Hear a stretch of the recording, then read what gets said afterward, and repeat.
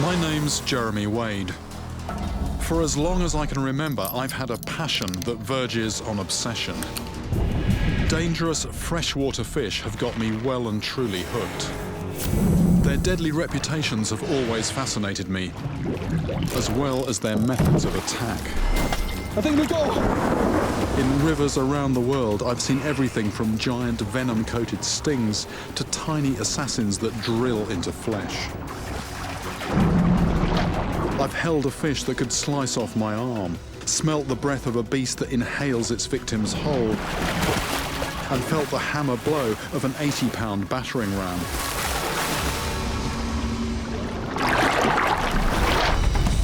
Yet of all the nasty devices I've come across, there is one murderous-looking weapon that really stands out. It belongs to a sea monster that swims hundreds of miles up rivers. A monster that has completely eluded me until now. Fish on! Fish on!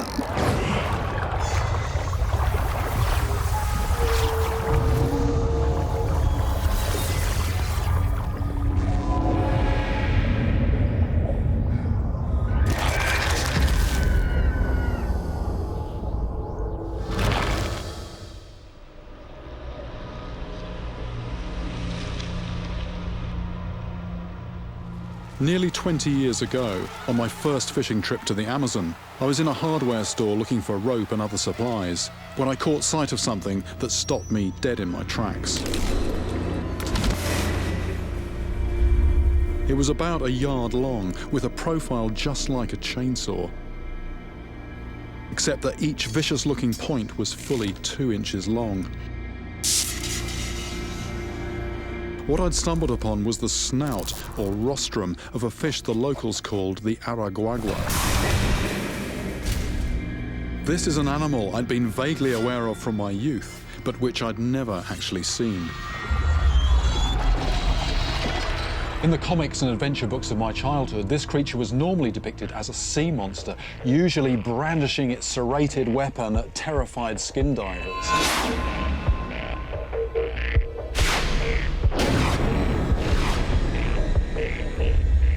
But I don't ever remember seeing a picture of a real one. And until that hardware store in Brazil, I'd no idea that this large and wickedly armed fish might swim up rivers.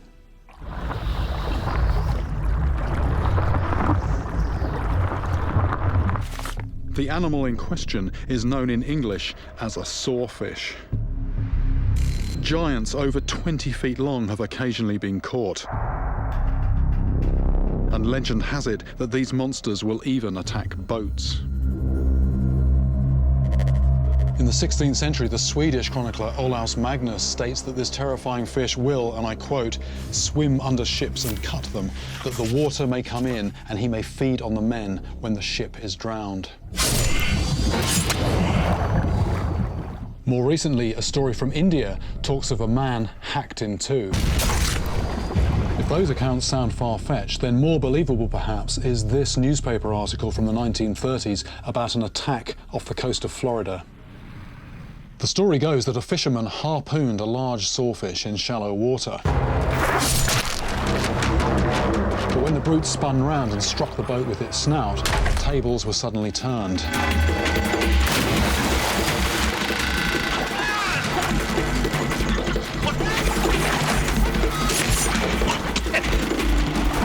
I shudder to imagine that rack of teeth scything into human flesh. Despite severe injuries, the victim in this instance appears to have survived. But I've long wondered if the animal that attacked him could be the most fearsome of any fish to lurk in a river.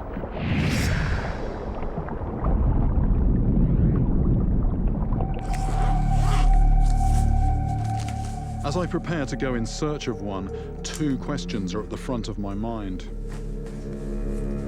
Why is such a large sea-dwelling predator coming into fresh water? And is the sawfish as deadly as it looks? My desire to meet this monster may have started in the jungles of South America, but that's no longer a place where I can hope to find one. In the 2 decades since I stared in horror at that fearsome weapon, sawfish have almost vanished from the face of the earth. A fact that may explain why, in all my travels, I've never seen one in the flesh. For the first time in all my adventures, I'm afraid that this time I might simply be too late.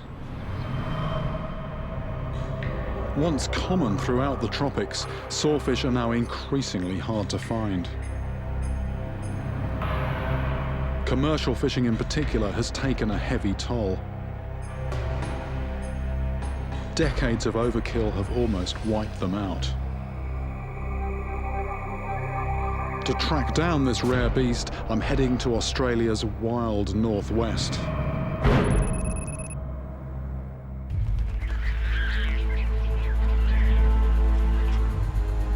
I've come to the remote Fitzroy River, one of the last strongholds of the so-called freshwater sawfish.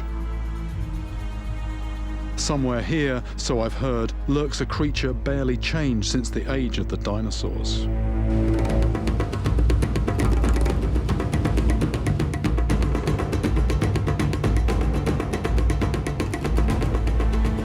At the mouth of the river, I venture into unfamiliar territory. This is a no-man's land of shifting mud and treacherous currents.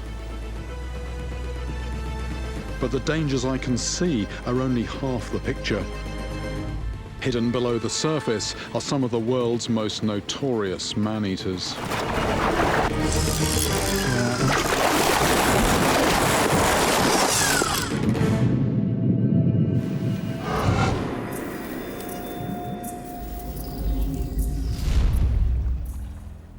I've been granted special permission to try and catch the critically endangered sawfish.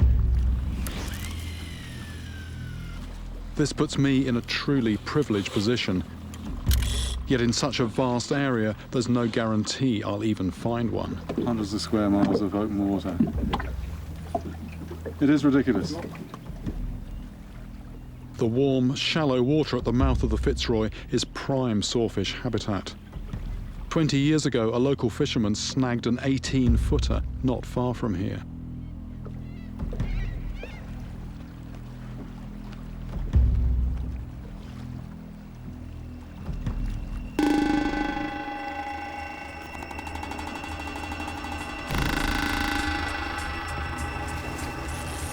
Pretty lively. Yeah, that's something.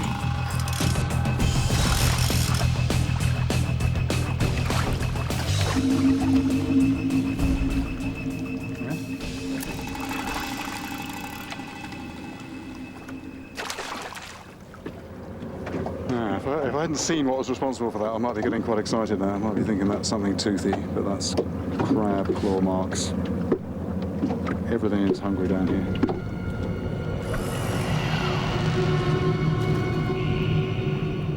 Out of the corner of my eye, I'm aware of a more sinister predator.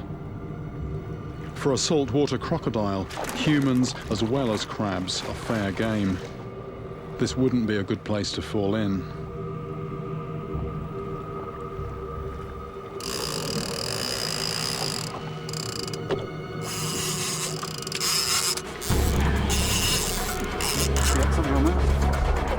This time, I'm hooked into something meaty.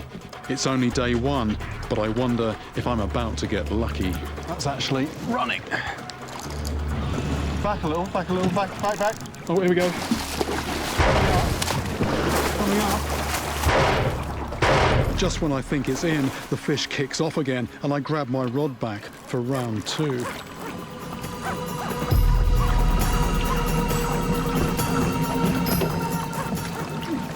Okay, hold there.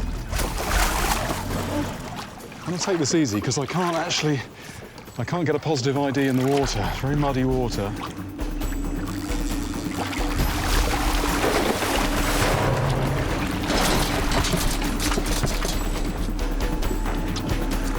Oh, it's a shark. This estuary is just full of predators. Bull shark. I keep well clear of its mouth. Even a 5-foot juvenile could bite my hand off. The adults can reach 13 feet and probably kill more people than any other shark. This is one of the few sea dwellers which, like sawfish, can swim up rivers. Well, that was a bit of drama. I'm glad we got that in. It's always exciting to get a fish like that in on light tackle. But a bit of disappointment. That's not the fish that I'm after. I'm after something that looks actually quite similar to that. So I've got it all to do again. Next time the line goes, I want it to be a big sawfish, not a bull shark.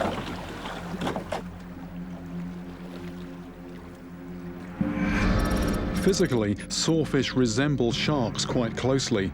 They have shark-like dorsal fins, a long body and a high sweeping tail. In other ways, they're more like their true ancestors, rays. The gills, for example, sit underneath. The head is flat and the mouth is a narrow slit.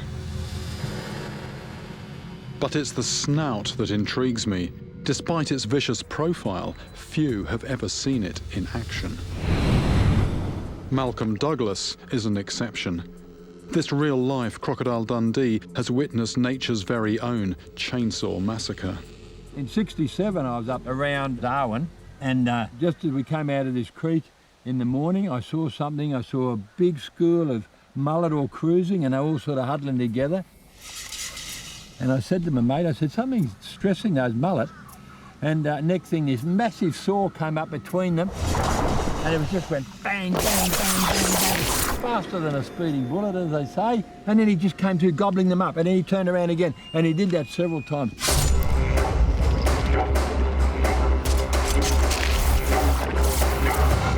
We just thought that was just the most fantastic thing that we ever saw.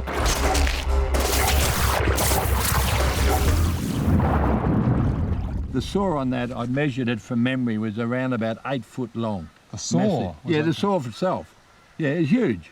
I'm not exaggerating. I'm not prone to exaggeration. This high-spec weapon is stuffed with sensors that pick up not just the movement of nearby animals, but also their electrical aura. Even in total darkness, a sawfish can nail its target. According to Malcolm, they also use their saw in self-defense. You really had a rack of those going into your leg. And Yeah, not nice. As the dry season comes on here, you get the Fitzroy gets very shallow, right? And these sawfish will hang around quite often in the shallow water. Now, if you trap a sawfish between the bank and the deep channel, he will come at you with that saw and he'll just lash around like this. This is the protection. Now, if you get hit in the leg or the arm or the stomach, it's not a pretty sight.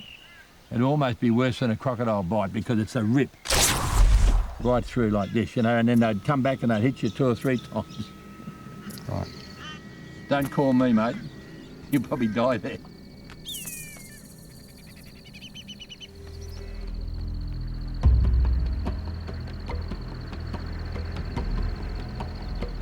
The dry season is the only time you can explore the Fitzroy River, at least by vehicle. During the rains, all of this is underwater. I head to a deep channel known as Telegraph Pool. By moving a few miles inland, I'm hoping to improve my chances of catching a sawfish. Strong tides bring a lot of smaller fish into this lower section of the river, making it a rich hunting ground for large predators.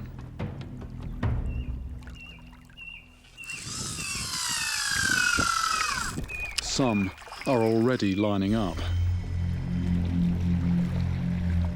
With crocodiles, they say it's the ones you can't see that you have to worry about. Hardly reassuring when they vanish without trace into muddy water. We're just waiting for nightfall, but it's a good state of the tide as well.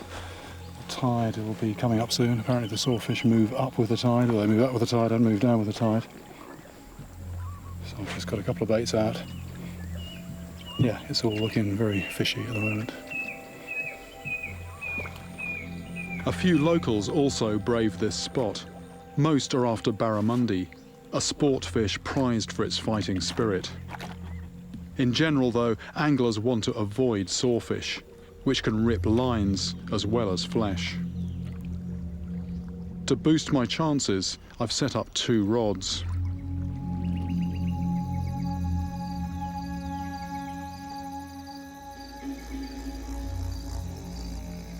By sunset, my baits are still untouched.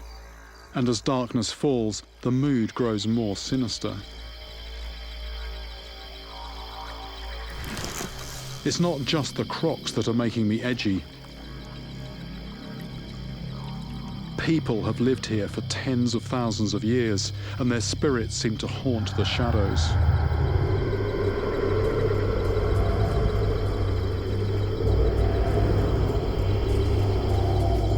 With each passing hour, I feel more like a trespasser in someone else's world.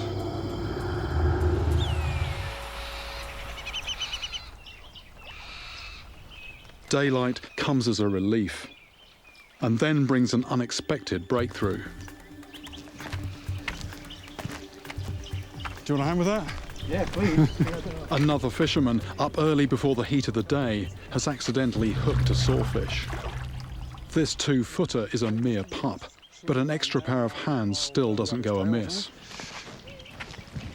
Were you fishing for these, or...? No, barramundi. Barramundi. And right. I've caught everything but. Right. Certainly the first one of these I've seen. Okay. I'm out of range now. It's only a small one.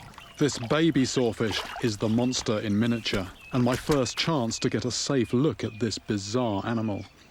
Wow. Right. That's the first one of these I've seen. God, imagine one of these things 20 foot long, which is what they grow to when they get into the sea. But yeah, so just like a shark, if you look at the back end of it, come forward, that's just like a ray's mouth, a stingray's mouth. But, you know, that is the unique feature. And even on a small one like this, just look, you know, that's quite a fearsome weapon. And actually, although this is a small one, very good thing to see, because for fish like this to exist, and this is probably about a year old, there have to be breeding size adults around. Fantastic. I wish I caught it myself. I'm here to catch a monster, but for now I just want to return the pup unharmed. Just moving the tail to get the circulation going a bit.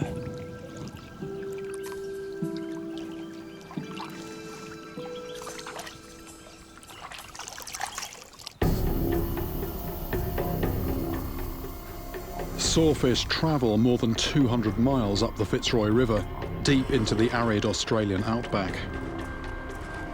I want to know why they swim so far into fresh water, and how dangerous they are to humans.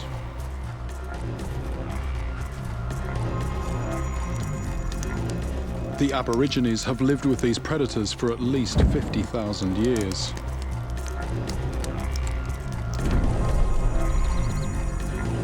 Sawfish feature in their tribal dances, and in one of their Dreamtime stories, the animal uses its huge saw to gouge out the rivers of the land.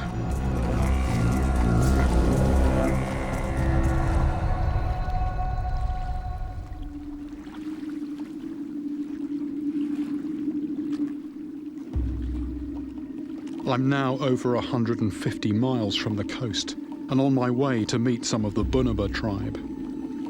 They call this stretch of river Dan Ku, or deep water, and I can see why. The white band along the cliffs is a stark warning of how far this river rises during the rains. For 30 feet above me, the rocks have been scrubbed clean. With help from the Bunuba, I'm hoping to catch my first sawfish, but I also want to find out from them how dangerous it really is. Since coming here, I've already picked up one story of an attack from northern Australia.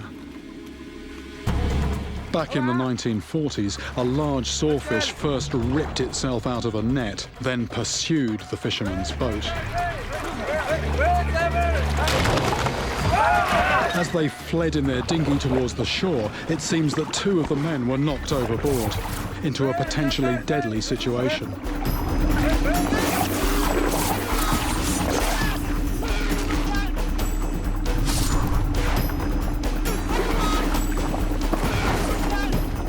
What spooks me about this story is not the men's injuries.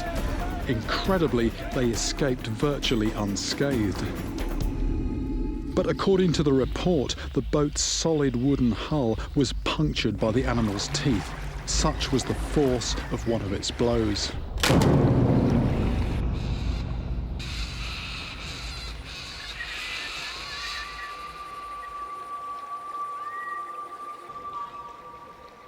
If a sawfish can punch a hole in a boat, I can't help wondering what its teeth could do to me.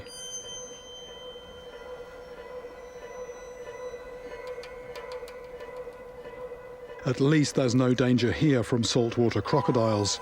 Few of them ever come this far upriver. In a landscape like no other, and with a good 2 hours of daylight left, the temptation to stop and fish eventually gets the better of me.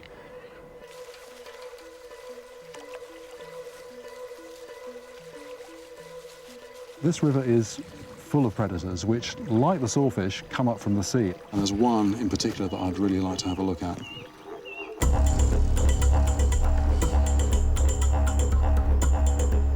The barramundi is an ambush hunter that lurks near the bottom of the river, then bursts up to snatch its prey. To provoke a strike from this fish, anglers often use a brightly coloured lure, worked near the surface over deeper water.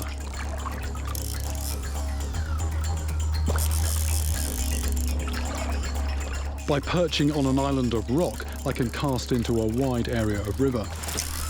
But steep sides and jagged surfaces mean I don't have much room for manoeuvre.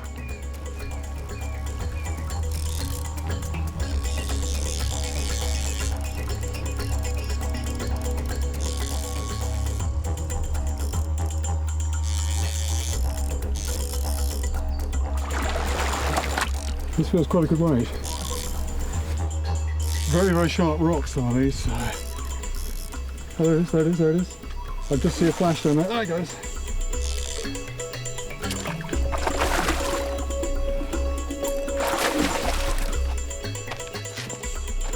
Oops. I'm clambering over here.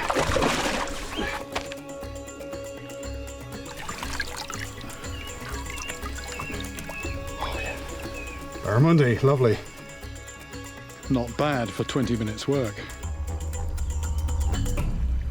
Spiky old dorsal fin on there, that's why you've got to be a bit careful handling these. Also, there's a very, very sharp, razor sharp bit of bone just in front of the gill flap there. Plus I had all the hooks to extract on this very precipitous bit of sharp limestone here. But here we go, fish in safely, barramundi, and just what a spectacular setting to catch it from.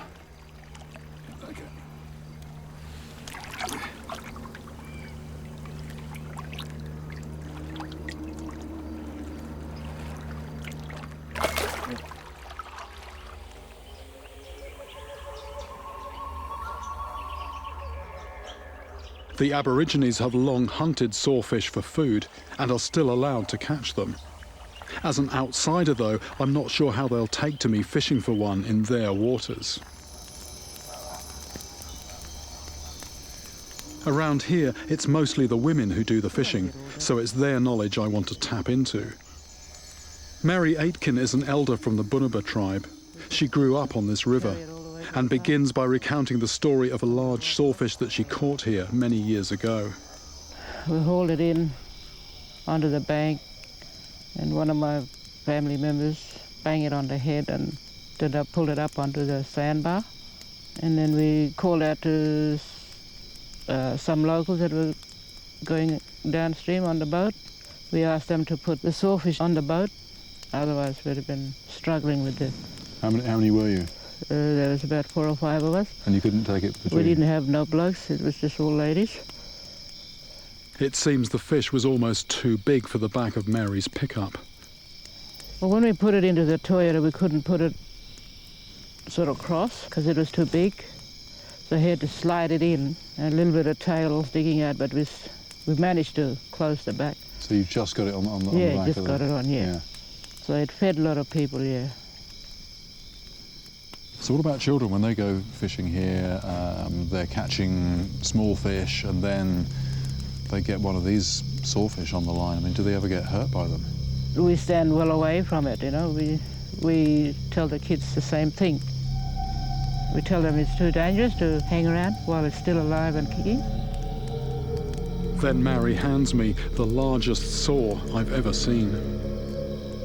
The savage potential of this ready-made weapon certainly hasn't been lost on humans. There are records of sawfish rostrums being used as weapons right across the Western Pacific, from the Philippines down through New Guinea as far as New Zealand. They'd use it to slice open the abdomens of their enemies and also to open up the veins on the inside of the elbows, causing fatal bleeding. And even just a couple of years ago here in Australia, a couple of burglars attacked a man in a caravan using a sawfish rostrum, and they put him in hospital.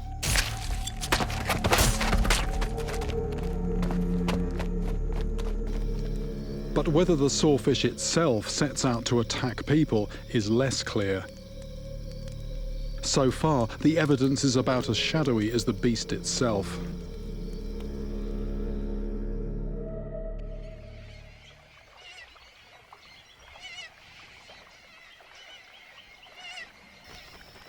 By mid-dry season, the Fitzroy has shrunk, from a raging torrent into a series of quiet pools, with little or no moving water. This ought to concentrate the sawfish and make them easier to find, but before I go looking, I'll need plenty of fresh bait. With a casual throw of the net, Mary shows me the local technique for catching small fish. So there's a bit of effort goes into this fishing, isn't it? You know, you don't just turn up and get a line out. You know, you've got to get the bait before you... Get your bait first before you can go about fishing. It's a method I've seen people use all around the world, but have never tried myself. What's that? Is that a brim or something? Yep. The theory could hardly be simpler. Cast a circle and your net covers the greatest possible area, thus snagging more fish. Swing the net on the side of your hip.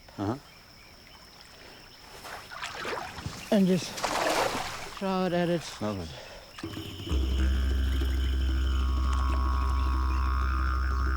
With fresh bait on her line, Mary is quickly into her fishing. Meanwhile, I'm getting into a bit of a muddle. That was a square.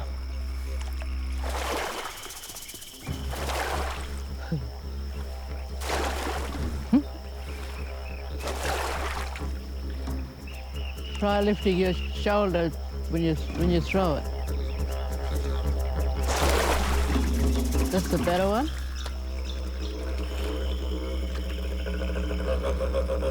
After a slow start, I finally won some respect, and Mary lets me in on a few good fishing spots along the gorge.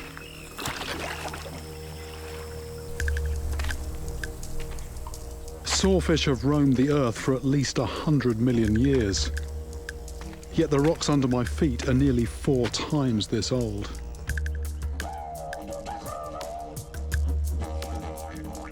My walkabout takes me to the top of a limestone cliff, the remnant of a once mighty barrier reef that lay beneath an ancient ocean.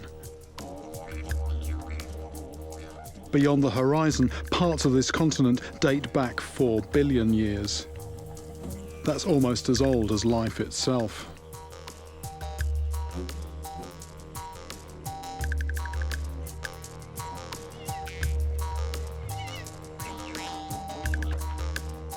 I'm looking for a stretch of water with a deep channel, the kind of place where a big sawfish might lie up. I've got the whole river to myself, and with limited time, I'm eager to get fishing.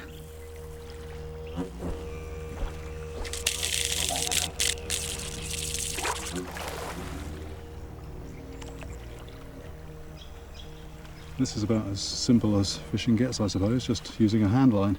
So there's the hook down in the water, a little bit of lead holding the bait in place, and this end just a winder. And this is what the locals use, so I'm just giving it a go, and they'll tend to go away and just come back and check the line after a couple of hours, make sure it's fastened to something. They tend to look a bit askance at me sitting actually holding the line, but I've only got a limited time here. I want to feel when something comes along, make sure the hook sets. But from their point of view, I'm wasting energy and also sitting out in the sun unnecessarily. All that remains now is to sit and wait for something to find the bait.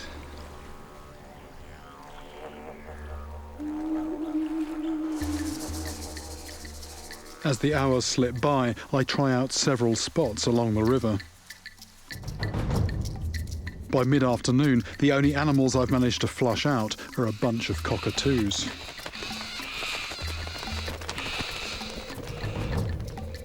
Surprisingly, the shallow pools are still full of life. Even in the dry season, there are plenty of shrimp and bream to be found.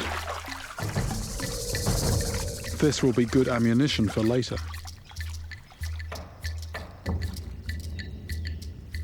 As I return to camp, I wonder if the abundance of food might explain why sawfish come so far upriver.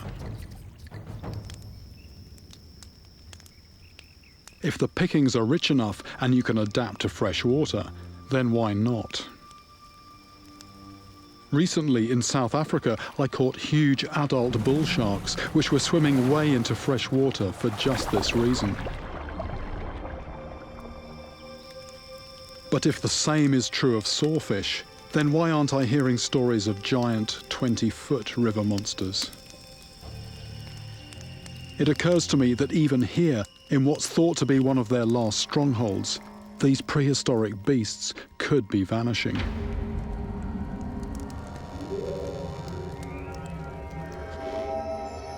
Perhaps darkness will draw a sawfish out of its lair. It's often said they're more active at night.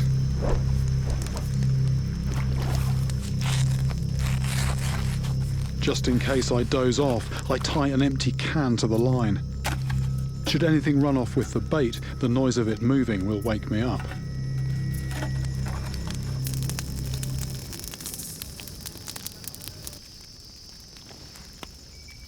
I'm over 150 miles from the mouth of the river here, but apparently in the past, according to Mary, there have been some big sawfish caught from this very place.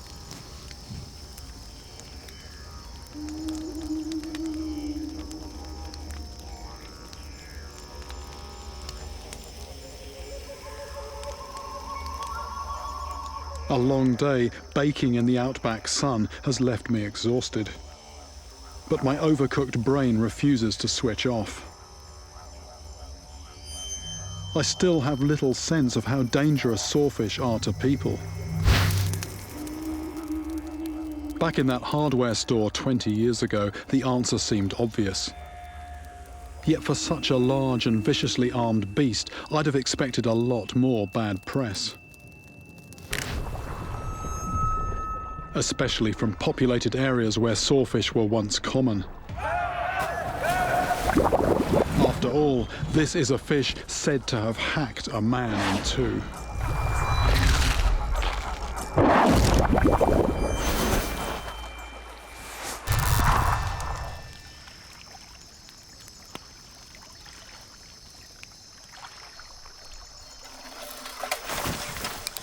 After a day of fishing without success, darkness has finally brought me a bite. My bare hands take the strain as I wind in the line, but the fish on the end is not what I'm expecting.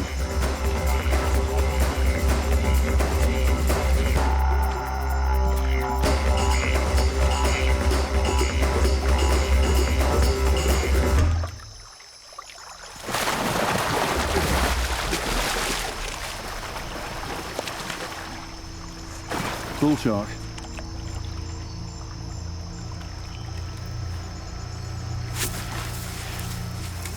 A bull shark this far inland is a real eye-opener. These aggressive fish are clearly thriving here, even during the dry season when this part of the river is little more than a stagnant pond. So, a pretty hostile environment. You can see why everything in there basically is tooled up. The sawfish possibly needs that weaponry for defence, who knows? Anyway, I better put this back. I'll just hope I don't hook him up again.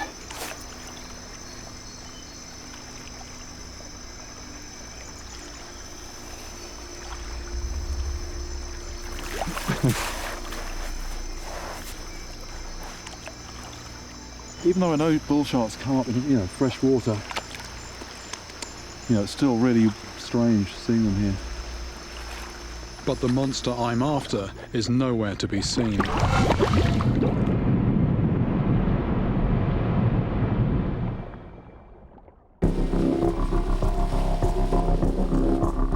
It was only recently that outsiders realized there were sawfish in this river and began to study them. I'm leaving Dan Ku and heading 100 miles back downstream to hook up with a small sawfish research team Perhaps their knowledge can help me in my quest. I turn off the main highway to a dusty outpost called Cambalin and then follow a dirt track to an abandoned irrigation dam. For most of the year, this man-made barrier stops sawfish swimming upstream. They accumulate below the dam, making this an ideal spot for the research team.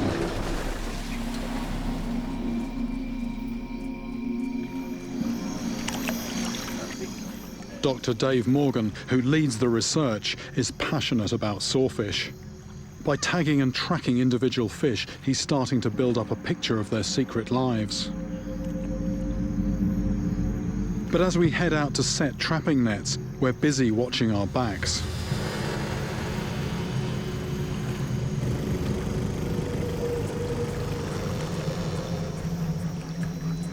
Crocodiles seem to be following our activity with a predatory interest. This is risky work.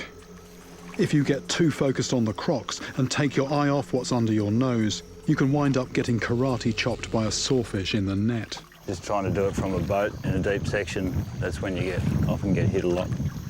Or when you don't want to get out of the boat because there's crocodiles or saltwater crocodiles around, then yeah, you get hit. Working as fast as we can, we lay a series of nets across the main channel. If there are any sawfish here, they stand a good chance of getting snagged. At regular intervals throughout the night, we come back to see if anything's turned up.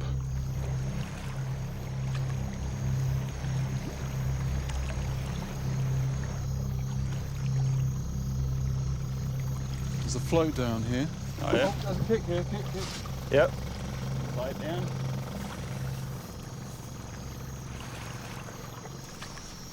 Okay, so we get... Yep, we'll get that one out.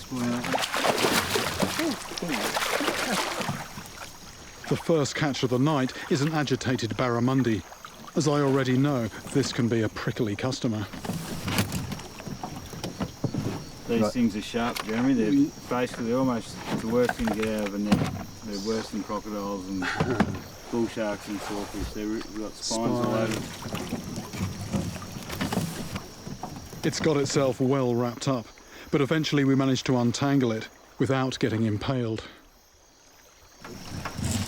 Barramundi got caught in the net. This is going back in the water. This thing's quite a vicious predator, but I mean, this is it's going to be a meal for the crocs if it stays in the net any longer. But back to fight another day. Okay. No sawfish. Still no sawfish. There are more nets to check. The problem now is that the struggling barramundi has stirred up the crocs. And just the thought of being grabbed by one of them is making me jumpy.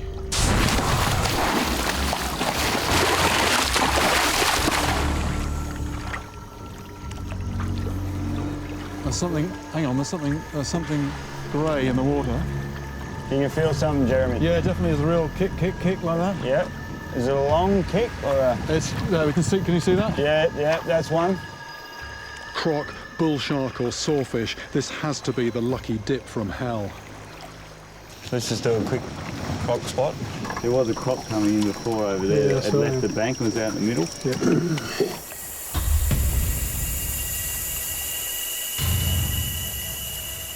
Just be careful, mate. It could be a bull shark or a freshwater, a saltwater crocodile.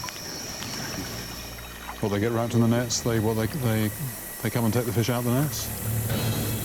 Well, the freshies generally go for catfish, but the salties definitely prefer the barramundi. I'm starting to wish I was somewhere else. Well, they'll chew them in the nets and try and fight you for them. Oh,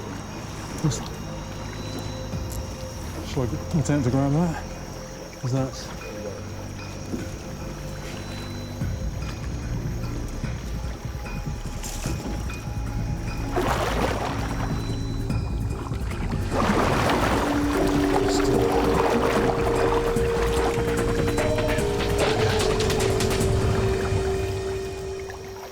Well, no sawfish in the net, but this is a bull shark.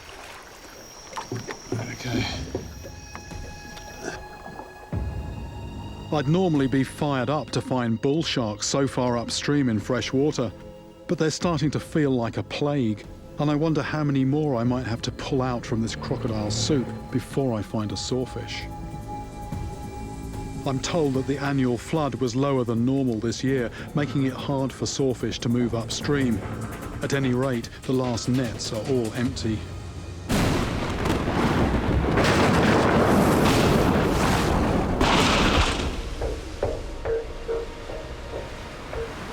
With cruel irony, daylight brings the threat of an unseasonal storm. Out here in the bush, heavy rain can spell trouble.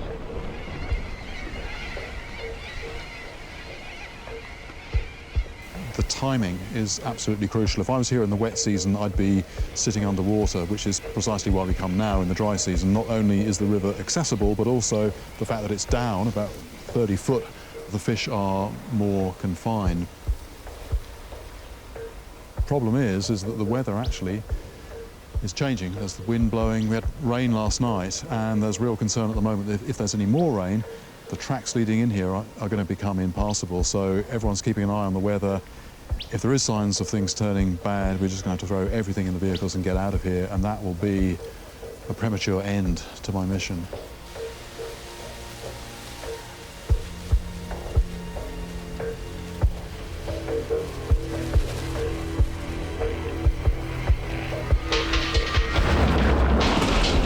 With a big storm approaching, the research team has no choice but to beat a retreat. Yet it seems there is still a glimmer of hope. To stay one step ahead of the weather, we head back to Telegraph Pool. This is my last chance to catch the monster that I've waited nearly 20 years to see. While Dave and his team prepare for another night of trapping, I return, superstitiously perhaps, to the exact spot where I released the baby sawfish. Maybe this is where my prayers will finally be answered.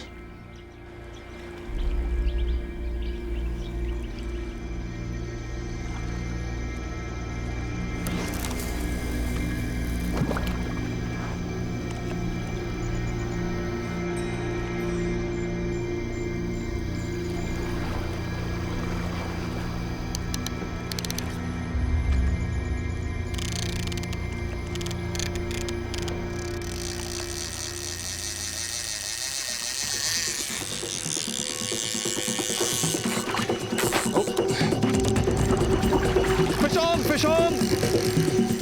Yeah. This is a beast that means business, and it doesn't feel like a shark. Good size, good size. It's coming in quite close. It's already quite icky. I'm trying to get on these rocks in here. I need someone to grab it. It's ready, I think. It's a sawfish, it's a sawfish. At last, the animal that's been swimming around on my head for nearly 20 years.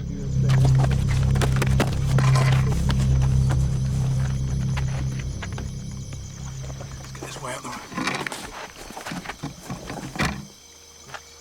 Here we go, my first sawfish.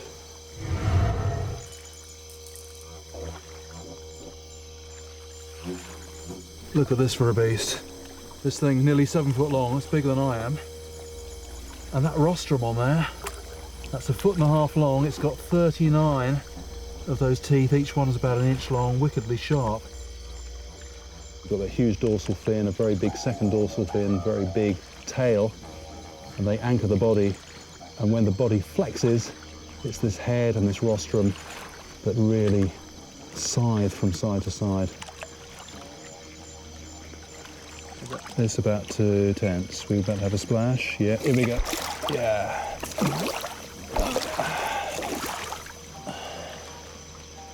This journey began almost 20 years ago. In the heart of the Amazon, I stood staring at a vicious-looking weapon and wondered if I'd ever see its owner in the flesh. Now, in a remote river in Australia, I've finally got my hands on a live sawfish. So I hold that down. The scientists, meanwhile, think they've figured out why these creatures come into fresh water. It's flat on the rostrum. Dave's latest measurements show that they're using the Fitzroy as a nursery. Acoustic tag going in here. Despite all the predators, it's still safer here than in the sea. Only when they reach 8 or 9 feet long do sawfish leave the river. As an adult living in salt water, this fish could one day become a 20-foot giant. But I came here to find out if this fish is also a monster in terms of deed. Now, there's no doubt that that fearsome toothed rostrum is potentially a lethal weapon, and it's certainly been used as such in the hands of humans. But I can find just no instance at all of this fish having attacked a human being willfully. In other words, its monstrous appearance is not matched by its behaviour. Certainly if you're a small fish, this thing is a deadly weapon. But from the human point of view, the sawfish is the archetypal gentle giant.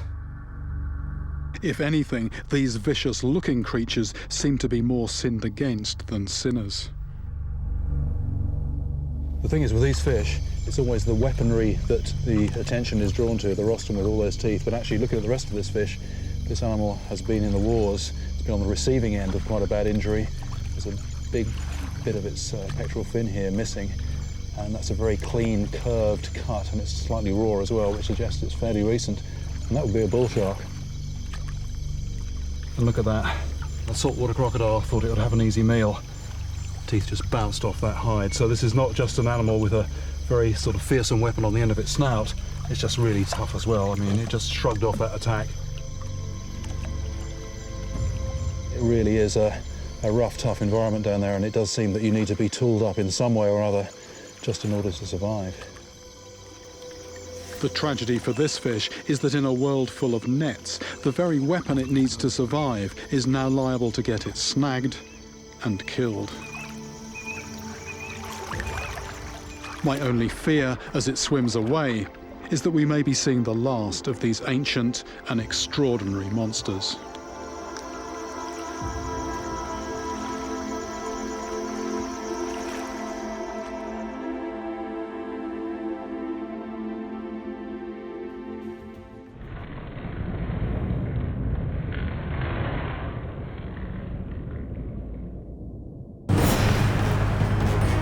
My name is Jeremy Wade, biologist and extreme fisherman.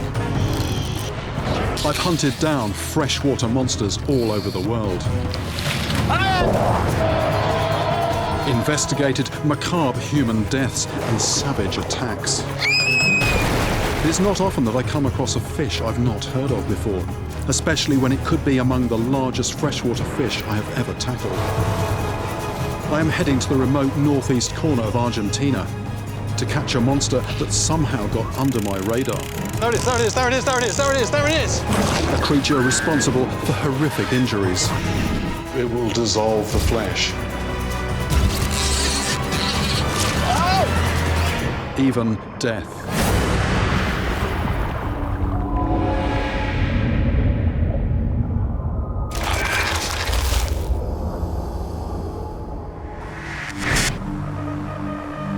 Recently I heard rumours of a giant freshwater fish that, if true, would be a brand new species to me. One that I never knew existed in a country that I know little about. I'm in Argentina. I'm on my way to the Piranha River. It's the second biggest river system in South America after the Amazon. I know other rivers in South America very well and the creatures that live in them, but this river is very little known in the outside world, and it's also new territory for me. And most important, this river harbours a killer. A little while ago, I heard about a child who died as a result of encountering something in the water. A 12-year-old girl was playing close to her village on one of the remote islands set in this huge river. She had entered the water countless times before, but this time it would be different. This time there was something waiting in the shallows, only yards from the bank. The attack was brief but ferocious.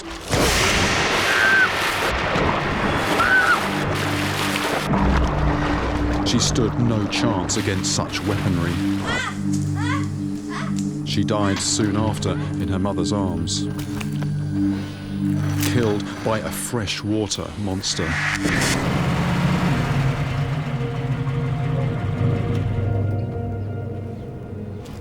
The evidence from the death points to one suspect. Shallow water, piercing barb and speed of attack all suggest a stingray. But this is fresh water, and I wasn't aware that there were stingrays in this river.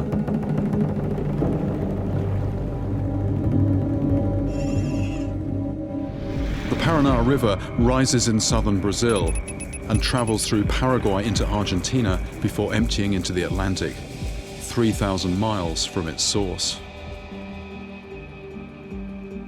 The outback town of Bella Vista lies on the banks of this great river, 500 miles from the sea. Before the arrival of the Spanish, this corner of Argentina was the land of the Guarani people.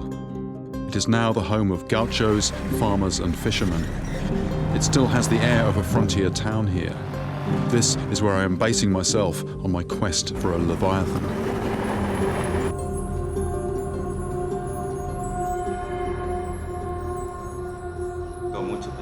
I meet up with some fishermen to find out more about the death of the girl and the creature that I am pitting myself against. And I discover a lot more than I expected.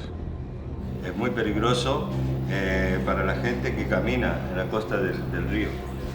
Cuando están caminando en la costa del río, o gente que va.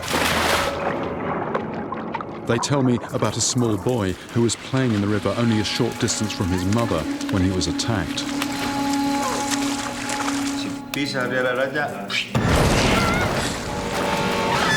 There was a commotion in the water, then silence, and the boy's lifeless body floated in the shallows right where he'd been playing.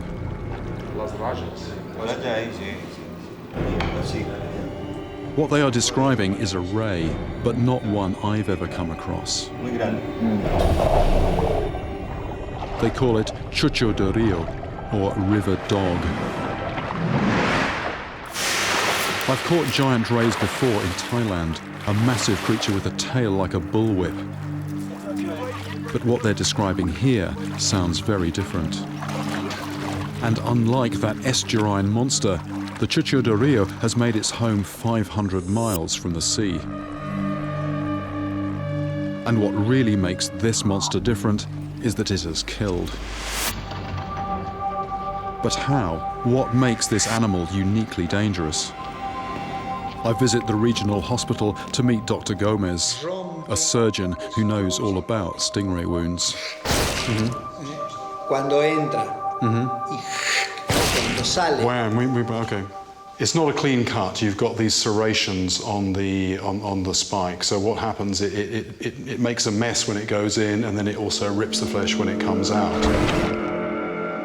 The two children most likely died because the barb punctured an artery or vital organ, and they quickly bled to death.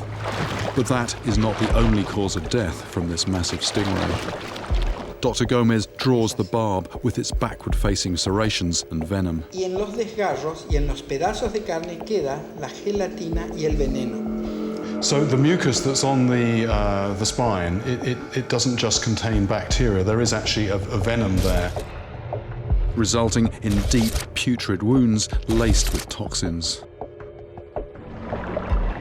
The entire outer skin produces a necrotic venom, which becomes more concentrated around the tail and along the barb, meaning it is literally cloaked in a venom that destroys tissue. I head out, knowing that I'm on the trail of a creature with such a fearsome reputation that the local fishermen refuse to fish for them.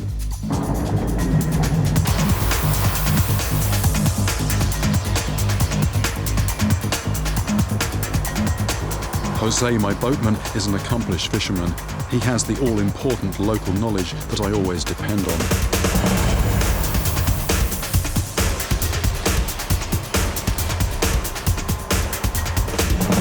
His help will be essential if I am to navigate this labyrinth and find the hidden monster.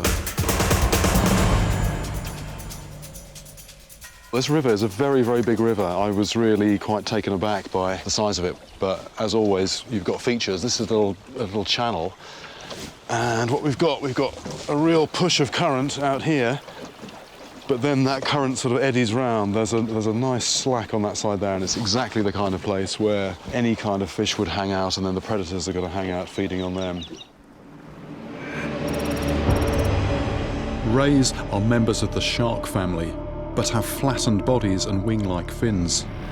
As yet, I've not been able to find out any accurate data about the size of the chucho de rio, but the fishermen here tell me they grow very big. I want to know how big.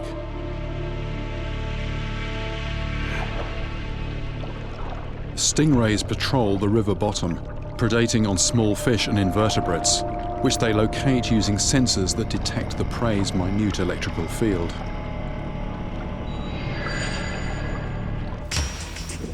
My gear is too heavy to cast, so I have to adapt. For bait, I'm using armoured catfish, which I float out underneath a bottle and I release by pulling sharply on the line. Jose has a hand line attached to the bottle, which he retrieves after the bait has dropped. Perfecto. I've not got very much lead on.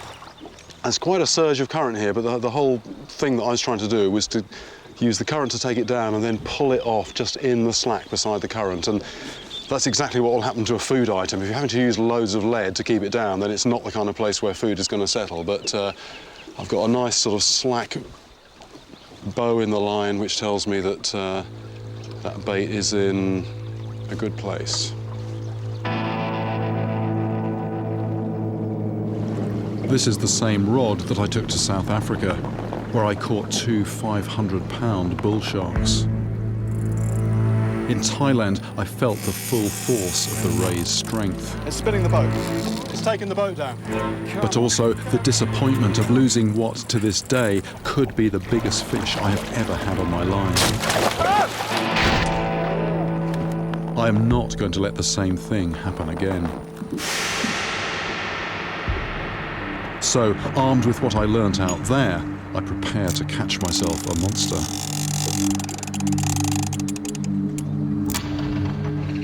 Oh, here we go, here we go, here we go, here we go, here we go. That's... Something's really after that there, something's really after. There's a disturbance at the surface, and then nothing. I may or may not have a bait left.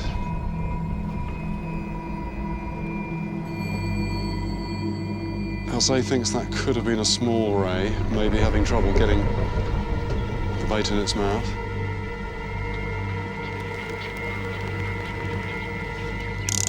Here we go, here we go, here we go.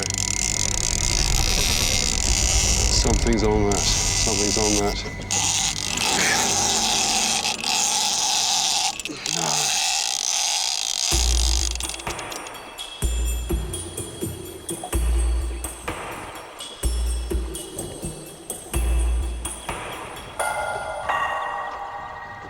That's actually fairly unusual. When I attempted to set the hook there was nothing there, but I left the bait in position, and literally within a minute or so, something was back at it. So it suggests there's lots of fish down there.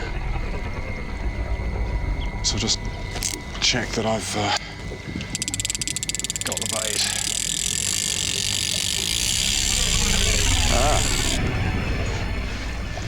There we go. So the bait is actually gone. Something actually pulled that off. Whatever is down there seems to be onto me. It's gone very quiet. I'm forced to try another location.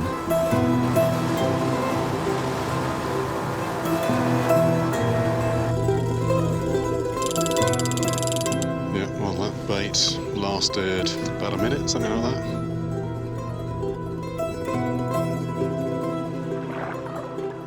Started off as a vicious tapping and then off it went. One after another, my baits are stolen. Yeah, well, that's not going to catch anything. Not like that, it isn't anyway. Something down there is outsmarting me, removing the bait even before I can get it to the bottom.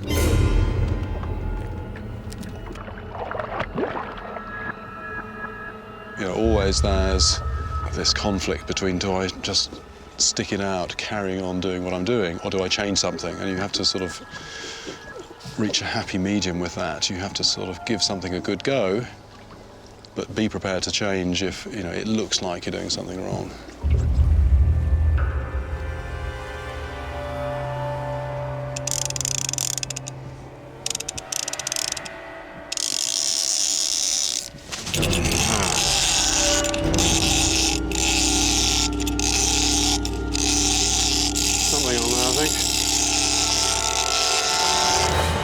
Oh, it's a piranha, it's a piranha. Wow. Right, what's happened there is that the bait's been chopped in half and then I foul hooked piranha in the back. I think that's fairly clear. This is what's been taking my bait, and, you know, talk about caught red-handed, there's the evidence. Chunky, chunky piranha. I've not actually caught this kind of piranha before. They call it palometa here. Well, it's very similar to red-belly piranhas in the Amazon. It's got that orangey throat area, very, very solid, muscular head. It's a fairly serious piranha, that. There are killers of all sizes patrolling this river.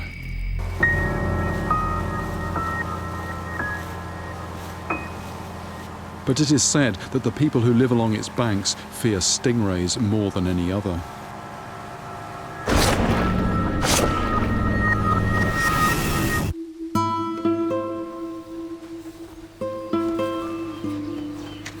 It's a great viewpoint here. Whenever possible, I like to look down on a river. You really can just see so much more, and what's really apparent here is what looks like the opposite bank when you're down at water level. Actually, that's just an island. There's loads of islands here.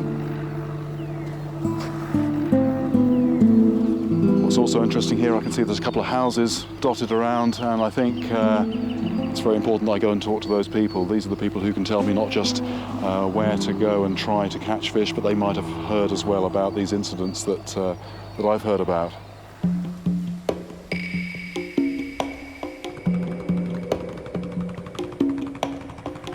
These people live a nomadic existence. During the wet season, their ranches are submerged underwater. They spend months cut off from the outside world. At a ranch on an island, I talk with a group of gauchos who explain the dangers of living in such isolation, alongside one of the river's most feared predators. ¿Tiene aquí? Sí, hay muchas en el río acá. Mucho? Sí, sí, sí. Yes, there's stingrays here. Me conta. Caballos, vacas, caballos, vacunos, personas, inclusive, personas. I just asked, you know, do you know anybody who's ever been wounded by one? Yes, yes, you know, but not just people, but also cows and horses too.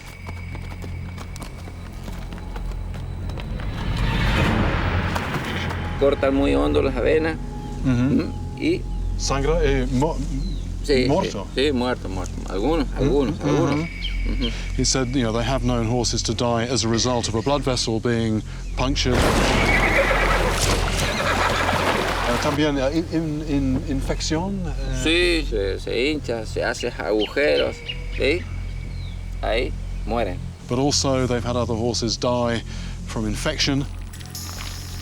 Caballo da un relincho, ¿viste? Al ser picado ya. He says it's almost as if the horses are crying because the pain is so bad. The first place I've stopped, yes, there are rays here, and not just people, but also large animals have actually been killed by these rays. I'm after a creature that can kill a horse, yet is virtually unknown to the outside world. And it is becoming ever more apparent the fear the people have around here for these creatures. Even small ones are shown no mercy.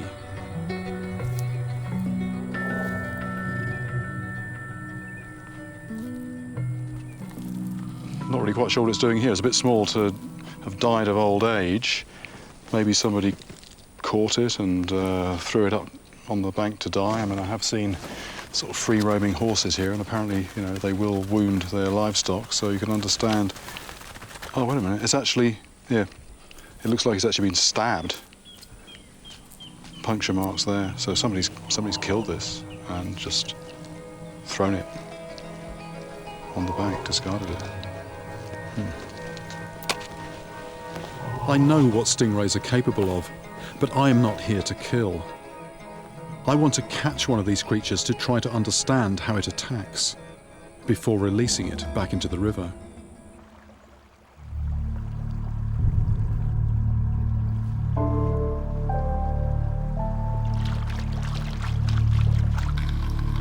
I can actually feel the movement of my bait through my finger on the line here. I mean, this line's got a breaking strain of 200 pounds, but it's very, very fine.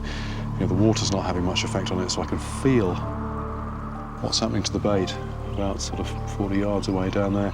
Feels a little bit like a spider in a way. A spider sitting in the middle of a web with its legs on the lines of the web, feeling for anything coming into the web. And so here I am, waiting for a ray to fall into my trap.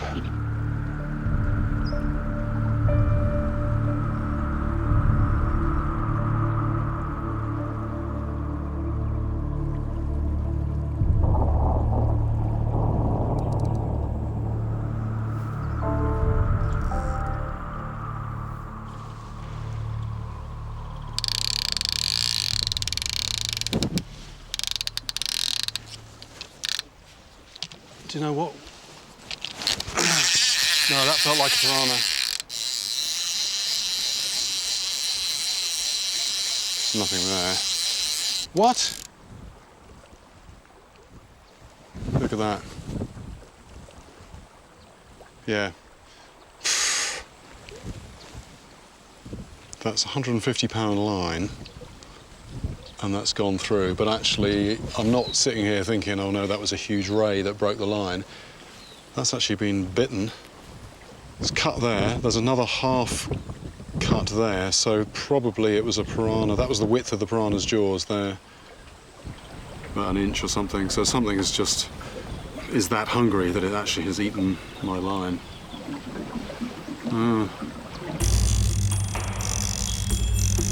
Rays have a finely tuned sensory system, which they use to locate prey. But these sensors could also detect my thick line and hook. So by changing to finer gear, I hope to fool the ray into taking my bait. I'm going to scale down, and that's just a bit finer. Still very strong, £175 breaking strain that. This is the main line here. It's not going to create a lot of drag when it moves through the water. The current's not going to pick it up. I'm actually quite pleased with that setup.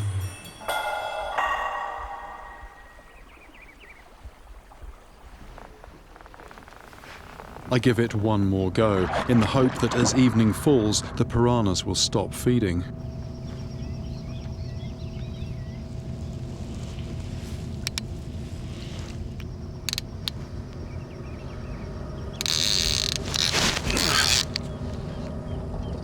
Nothing. It's very odd. Zzz, stop. Piranha hace. Piranhas are still active by the look of it. Cursed by piranhas. This is the middle of the dry season, and the river is at its lowest, concentrating the fish into smaller and smaller areas, hungry and competing for what little food is out there. Interesting experiment. There's just a tiny little slack beside the river, and it's just full of small fish. Everything in here at this time of year is just so hungry. The trouble is, I put a bait in there. There's so much going to go for it. The difficulty is that bait surviving long enough the stingray to find it.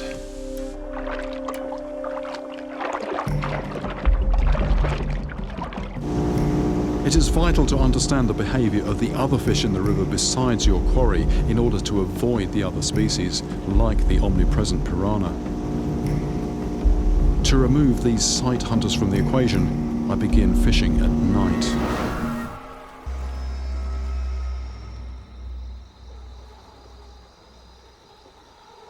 Well, it seems like everything's on the feed at the moment.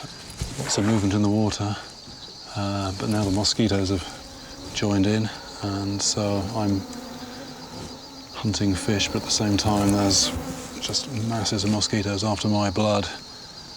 The only thing that's not on the feed at the moment, it seems, is the stingray.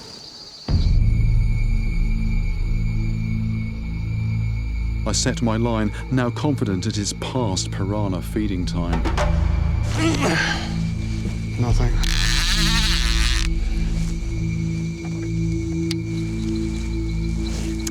So much for that plan. Another one bites the dust.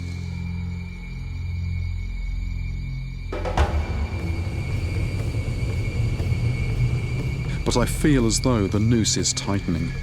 I am closing in. So I further fine-tune my approach. I discard the bottle and begin casting, dropping the bait quickly to the river bottom, reducing the amount of time it's hanging around in mid-water. Now will I finally be rid of the curse of the piranhas. You ready to see that? It feels like a piranha, but it's too big for a piranha, I think.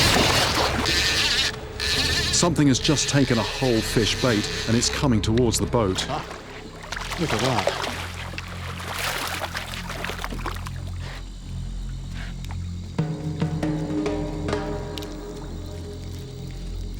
So much for piranhas not feeding at night. These Paraná River piranhas are among the largest and most ferocious I have ever come across. And it's so big, I can't really get my hand around it. I've encountered piranhas before and know that in the right conditions they are capable of attacking and devouring the largest prey in seconds. I don't think I particularly want to fall in here. Piranhas, big piranhas, but also active at night. It shows just how hungry everything is in here. I fish for hours. That's really kicking. I think that's is that a piranha? Only to pull in one piranha after another, each as big as the last. That could be time to call it a night if these guys are active. But it's hard to give up when I know the monster stingray must be down there.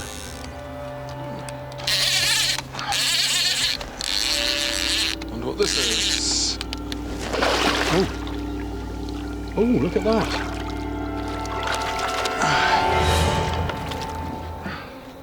So this is a surubi. This is a predatory catfish.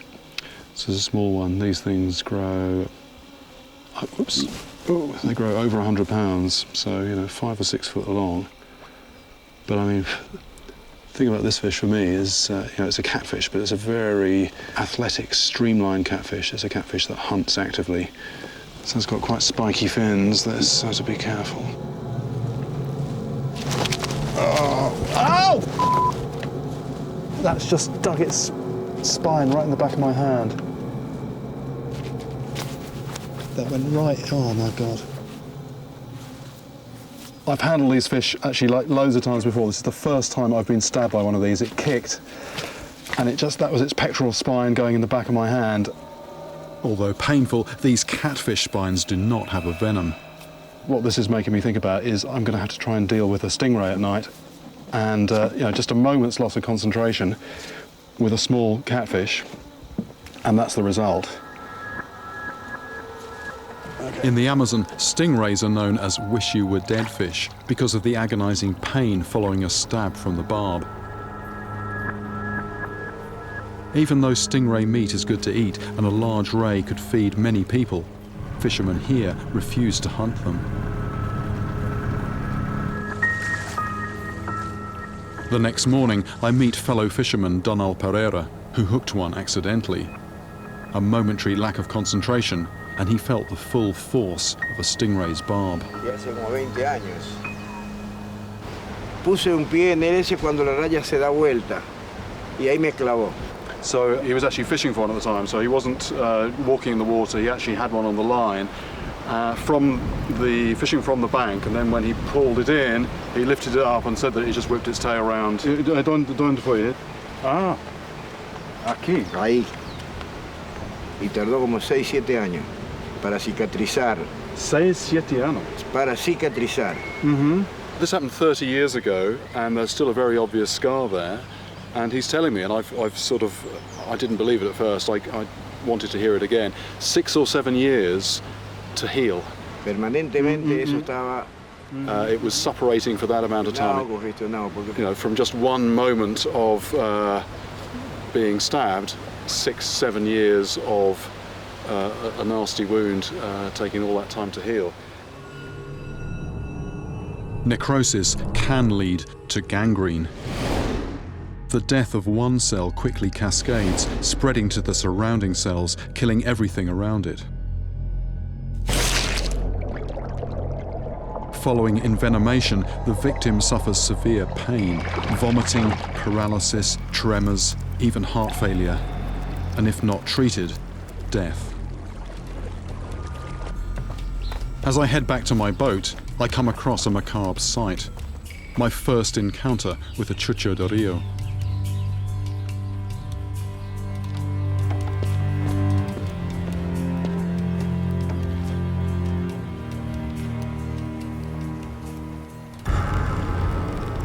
But this isn't how I imagined I'd first see it.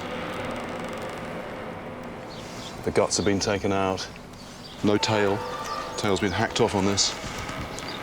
And this is actually a fish that I didn't know existed until I came here. I've known for ages that you get stingrays in fresh water, but this particular species, we're talking about, you know, a very short time that I've known this existed, and here is the evidence in the flesh. I mean, there's no doubt about it. This is a very, very creepy-looking fish. Hola. Monstro, man. The lad in the boat just said, what a monstrous animal. It is very much like an alien. It doesn't look like any normal fish. You've got these fine denticles all over the body, like miniature teeth. Some of them are more enlarged. As we get to the tail, look at that, that's starting to get some really serious, sharp, lumpy denticles there. You know, and that's quite apart from the spine you've got on the back, which is just like this sort of dirty, serrated blade. So, I mean, this animal, it's not just the tail, this is just like a very lethally armed animal.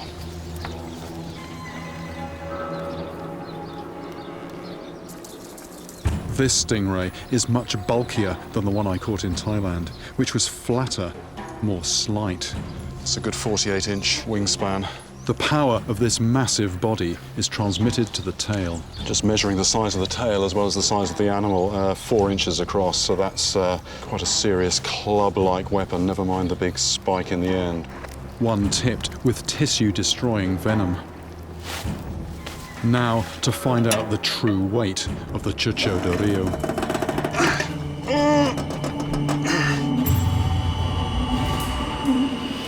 It's registering just over 200 pounds there, and of course it's missing the tail and it's missing all the guts, and it's been out in the sun dehydrating and bleeding, so it's something like 225 when this was alive. You know, I think we can be fairly safe about that. A genuine river monster.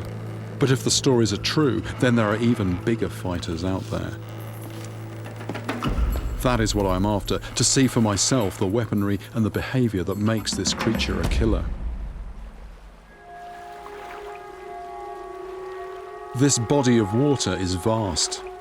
I've been here now for nearly 2 weeks, and Jose and I have scoured the area without any results, so I can't restrict myself to fishing just at night. I have to get a bait in the water as often as I can. The river's got a very different character to it today. There's this wind blowing upstream, and what that does, it's creating these standing waves here, about 3 foot high. It actually turns it into quite an intimidating place.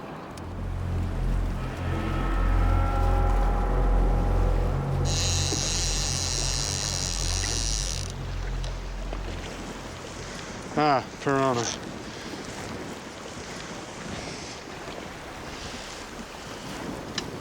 Something's had a bit of that. Oh, something's moving down there.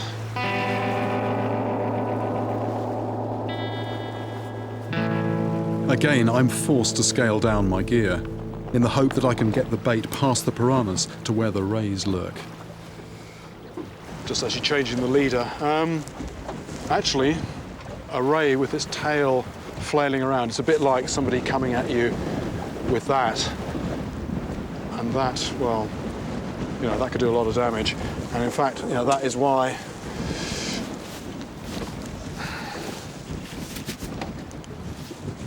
I'll need to be wearing some of these. These are basically stab-proof, almost bulletproof as well. But that will give me a degree of protection because, yeah, it's going to be a knife fight, basically.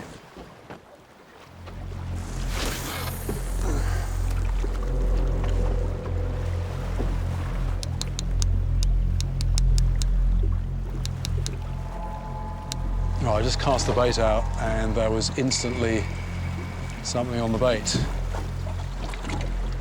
But it just felt like piranhas. It was like that kind of thing. Whereas what I actually want is something that just goes.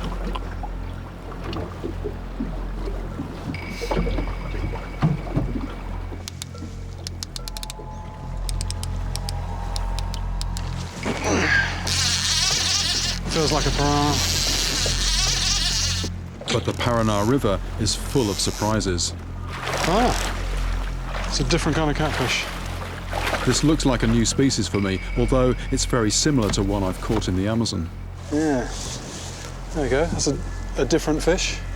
And again, it's just another fish that is going to, you know, polish off my bait. You know, it really is a problem, actually, just having a bait down there that's going to survive long enough for the stingray, which is very much the top predator, will come along and find it.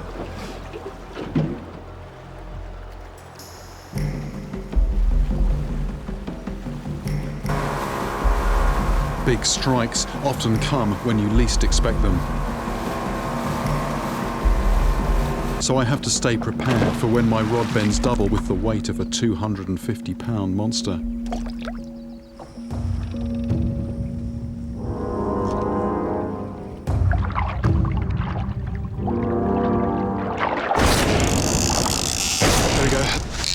That's a fish, that's a fish on. This is by far the biggest fish yet to take my bait. It's coming close, it's here, surface, there it is. There it is, there it is. That's a stingray.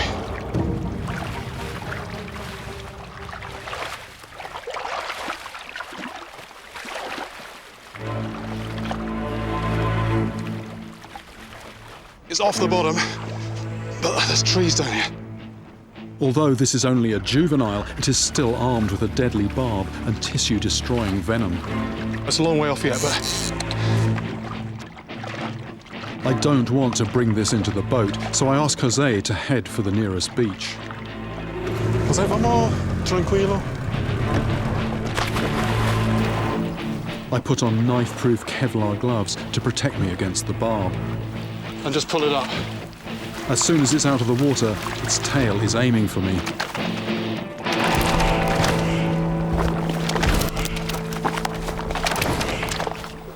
I notice that this ray is a heavier build than other rays I've caught.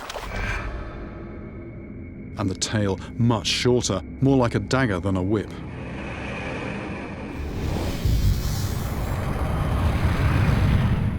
Well, let's see if I can get a look at that. The ray's tail is coated with toxic venom. Just going to see if I can get any mucus off here. General fish slime. That's just sort of slime, that's mucus, but living in there you've got a cocktail of bacteria. I'm actually thinking about what those cowboys were saying. They've had horses die from fatal bleeding, but also from the infection when they've stepped on a ray. Oh! That's actually one heavy beast. And that's the, I'm just feeling the weight of this animal now. And this is a small one. I'm just thinking, a weapon like that with 400, 500, maybe 600 pounds behind it, you know, it's like somebody coming at you with a medieval mace in a way. It's like a club with a nail in it. Anyway, let's get it back. Easing it into slightly deeper water. No, I'm just looking at the pattern of this and just, you know, it does just completely disappear into the background. It really does bring home how dangerous potentially these things are when you just see how they're just almost invisible in the water.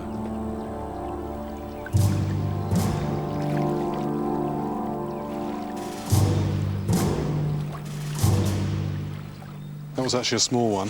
What I want to see now is a big one of those, but if I do get one, I think I'm really going to have my hands full. I've been trawling this river now for 10 days straight, and I'm beginning to think that the only giant ray I'm going to see is the one hanging on the riverbank. So I'm fishing all the hours I can to maximise my chances.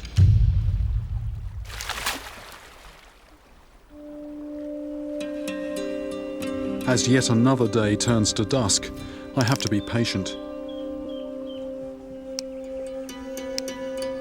Then I get a take that seems different from the others so far.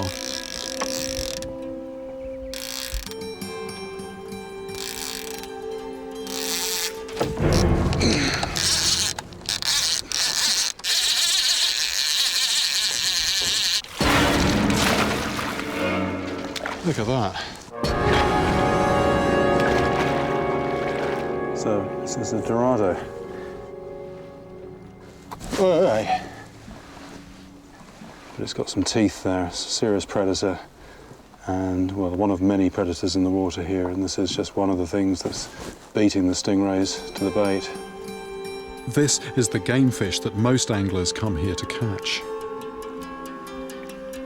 I'm just putting that back. That's not what I want. I want this sort of sluggish thing that skulks on the bottom. Most of my brother anglers would be the other way around.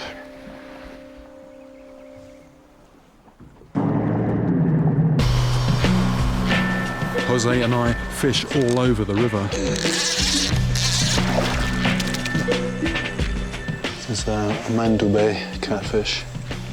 This is about 1/200th of the weight of the fish that I was after. Mystery bait remover. It's another night with no stingrays.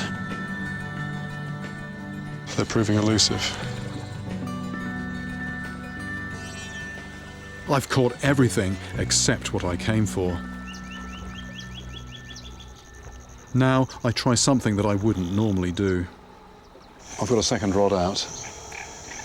A lot of people in the town are giving me advice what I need to be doing, and one of the things that keeps cropping up is you haven't got enough lines in the water. I don't totally hold with that. I don't necessarily believe that 2 rods gives you double the chance, but it all comes down to just one bait being in the right place.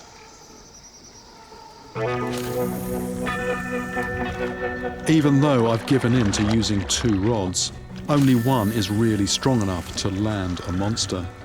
If the lighter rod happens to hook a fish, I could be outgunned.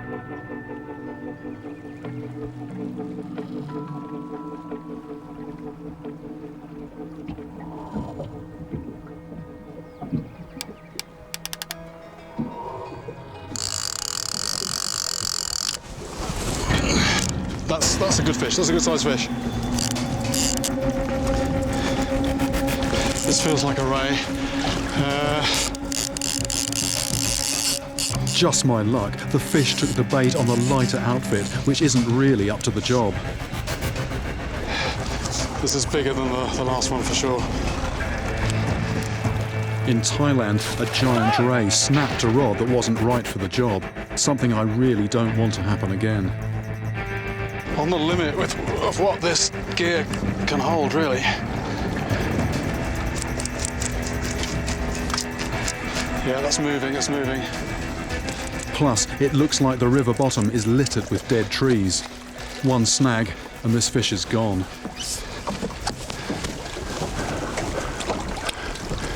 I'm off a very snaggy island at the moment. If we can just slowly go down in the current, then we're clear of that, and we're then adjacent to a beach. And also the current's slack there, we can just very slowly coax it into shallow, slack water.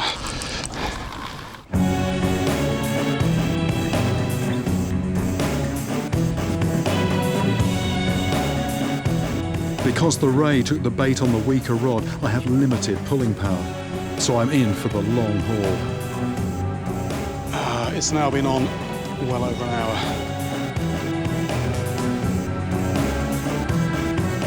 At last, I've got past the piranhas, catfish and dorado, but the creature on the end of my line might be twice my size, and it isn't going to give itself up easily. 2 hours and 10 minutes now. This is becoming a war of attrition. Which will crack first, the ray, the rod, or me? Oh, yes. Yes, yes, yes.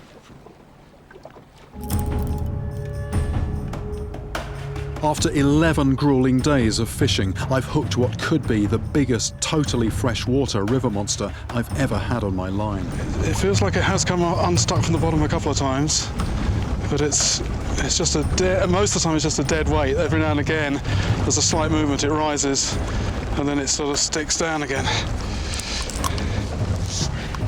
Rays stick themselves to the bottom. Prying them off is like pulling the plug out of the river. This just feels like a dead weight, a dead weight. That could be in a tree, it could be in a tree. It's using all its bulk and the flow of the river to defeat me. What I'm going to do, I'm just going to take the boat upstream a little bit, and I'm just going to apply some pressure just from the other side, because if it is in a snag, possibly, if I can just get a different angle on it. Jose has to maneuver very precisely in the strong current. That's the tail hitting the line, tail hitting the line. With a fish like this, I'm not in control. All I can do is react.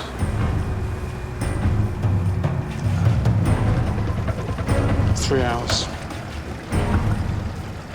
This is my longest battle ever, beating even the South African bull shark that took 2 hours and 45 minutes. My back and arms are now burning. That is fish, I think. That is fish, that is fish, that is fish, that is fish moving. It's back. My maneuver worked. So a bit of tactics there. Nothing was happening, nothing. And I think it might have just hooked the line round a branch, so we just changed the angle of the pull slightly. Look at that, there it goes, there it goes, there it goes. That's good, that's good. I want to get it to the beach where I can handle it safely, but that means coaxing it 200 yards further downstream.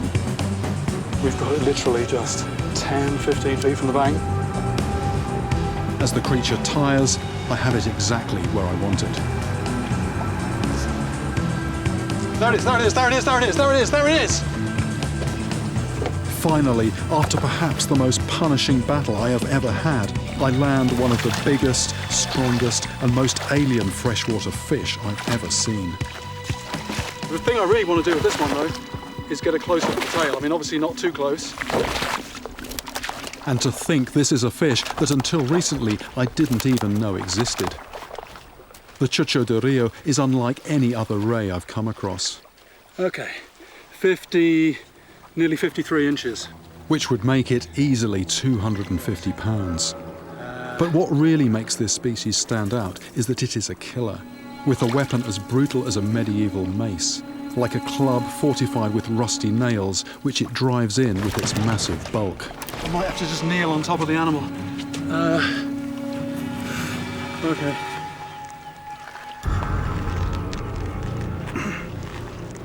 That's what I wanted to look at.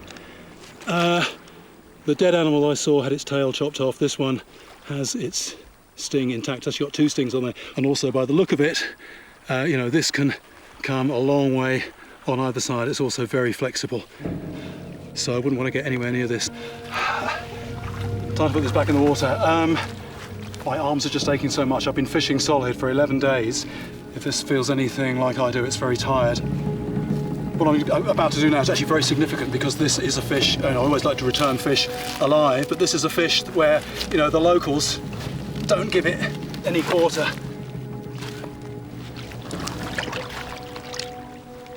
This stingray has evolved to survive in totally fresh water. In fact, it is now thought to be incapable of living in the sea.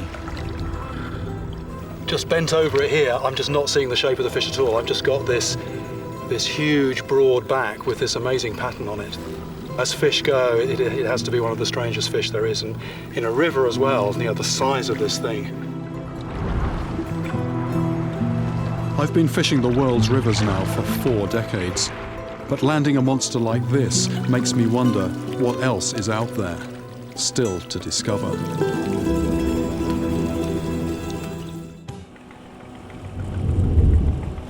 I'm Jeremy Wade, biologist and monster wrangler. I've spent the last 25 years travelling the globe bringing in these giants. There it is! Look at that for a fish!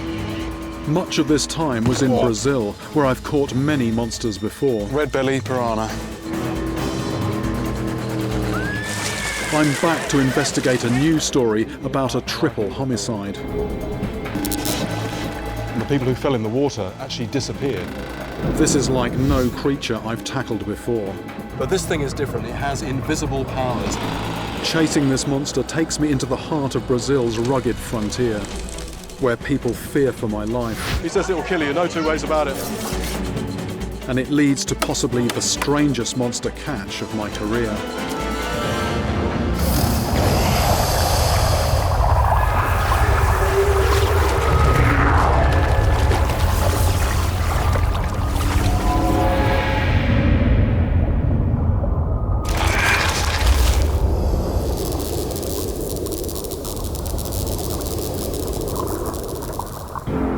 I've chased river monsters all over the world, but I've always considered Brazil my second home.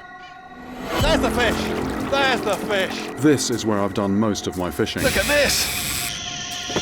Catching all manner of freshwater killers. I've been drawn back by a chilling story about the death of a group of cowboys. I've heard of a river monster taking an individual before, but never 3 people at once. This is a new killer for me.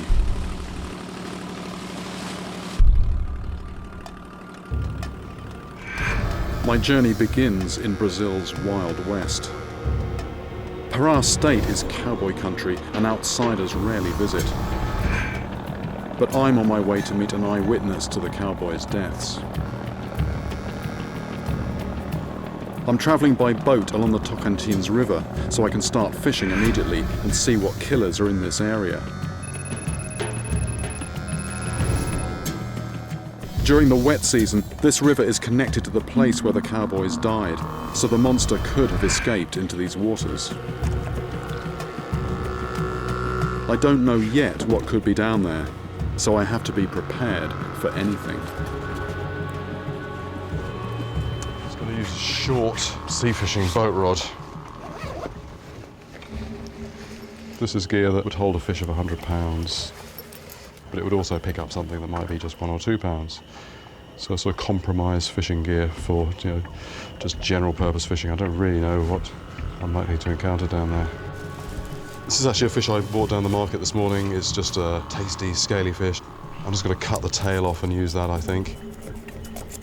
It's a big river, this, and so what you're not doing is casting at random, because the fish won't be distributed at random.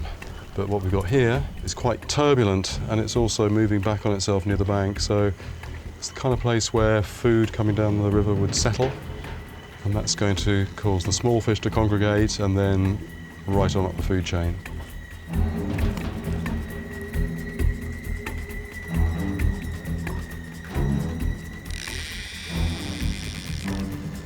One thing at the bottom. It's not long before I get my first bite. Oh, there you go. I think something's nibbling that.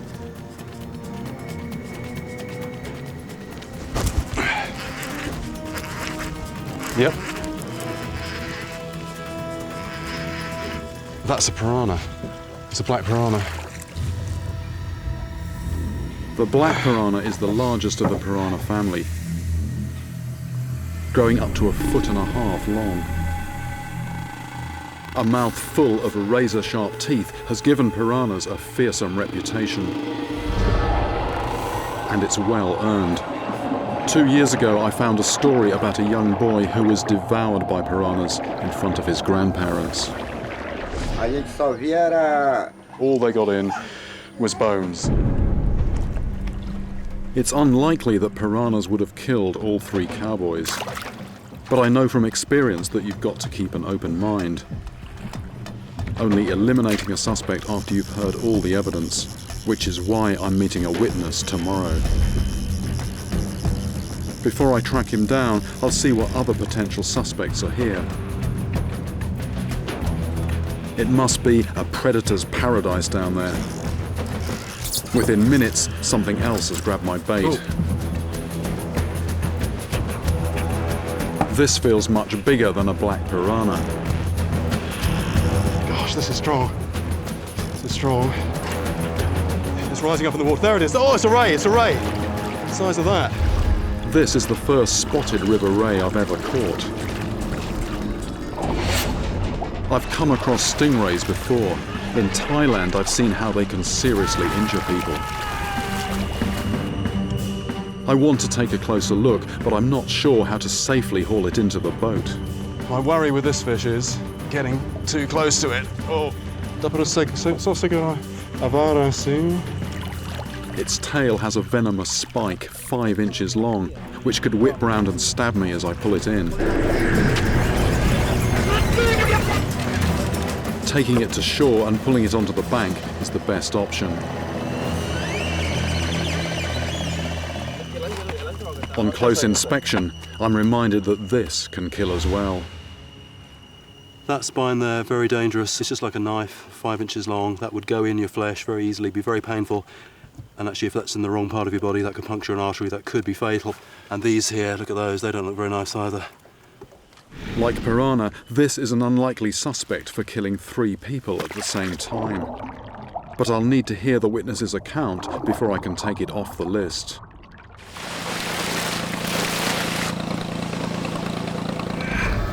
I've arranged to meet him near where the deaths occurred, just outside the small town of El Dorado.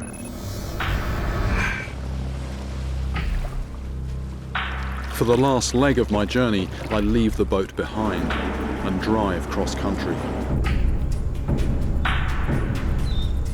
I'm comfortable in the Brazilian rainforest, but this area is unfamiliar to me, and I'm not sure what to expect.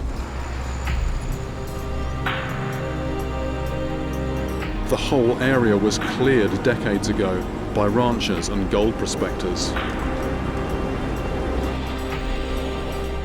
All the wild animals were chased out or killed, making it safe for livestock and humans.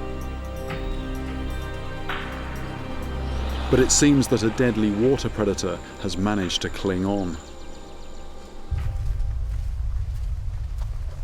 The cowboys' deaths are still raw in the minds of many, and I've been refused access to where they died. I meet the witness, Reginaldo, at a nearby farm instead. Okay.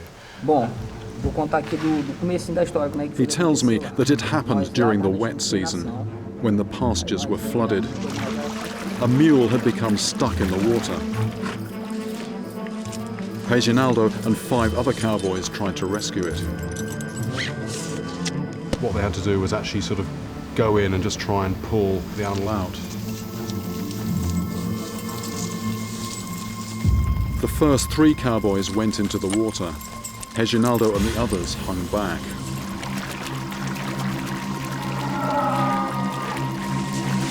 As the first horses got up to their bellies, something startled them. All 3 cowboys were thrown into the water. The others immediately got out, before it was too late. Well, I just asked why he didn't just jump straight in to try and help them, and he said something told me there was something in the water, it wasn't safe. Didn't want to be number 4, the 4th victim. People who fell in the water actually disappeared, and we're talking water that was, it sounds like 3 or 4 feet deep. Até hoje eu não esqueço. Quando eu falo nisso, eu fico assim até meio emocionado. Eu não gosto nem de estar, sabe? No, I asked him what that leaves him feeling like. This was 6 years ago that it happened, and he said it's left this sort of a lingering sadness from having lost his colleagues. Reginaldo's story helps me eliminate some potential suspects. Piranhas can definitely be taken off the list. When piranhas attack, it's an unmistakable feeding frenzy, with the water looking as though it's boiling. But Reginaldo saw only a calm surface. Nas margens, Also, from Reginaldo's account, stingrays can be struck off the list. If the cowboys had been fatally stabbed by rays, there would have been huge amounts of blood in the water, which he didn't see. Reginaldo has his own theory about the killer's identity. He's given me the name of a terrifying new suspect for the cowboy killer, a creature I've heard about but never encountered.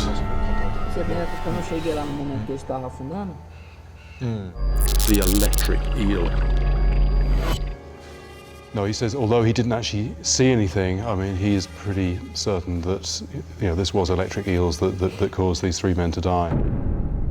I have a prime suspect, a monster said to have mythical powers, and one I always feared I might encounter.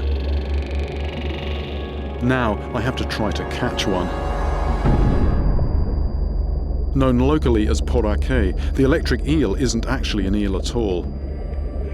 It's a member of the knifefish family.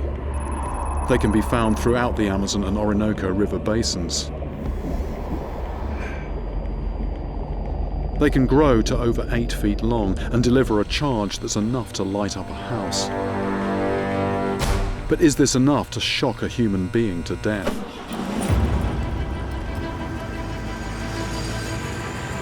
I've heard stories about electric eels killing people before, but they've never been proven. I've also heard of murderers blaming electric eels to cover their misdeeds.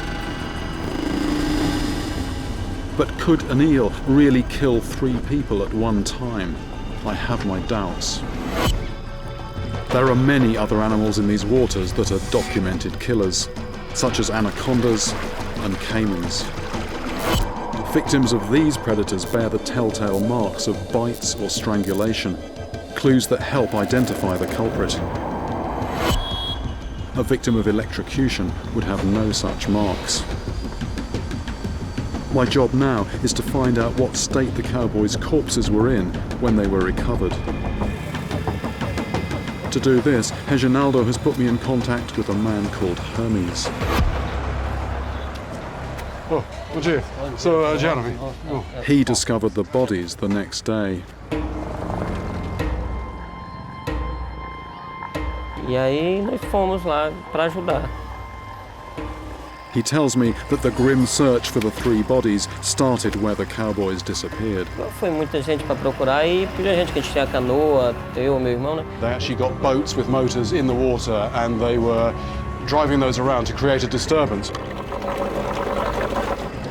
The wash from the propellers would churn up anything lying below the surface.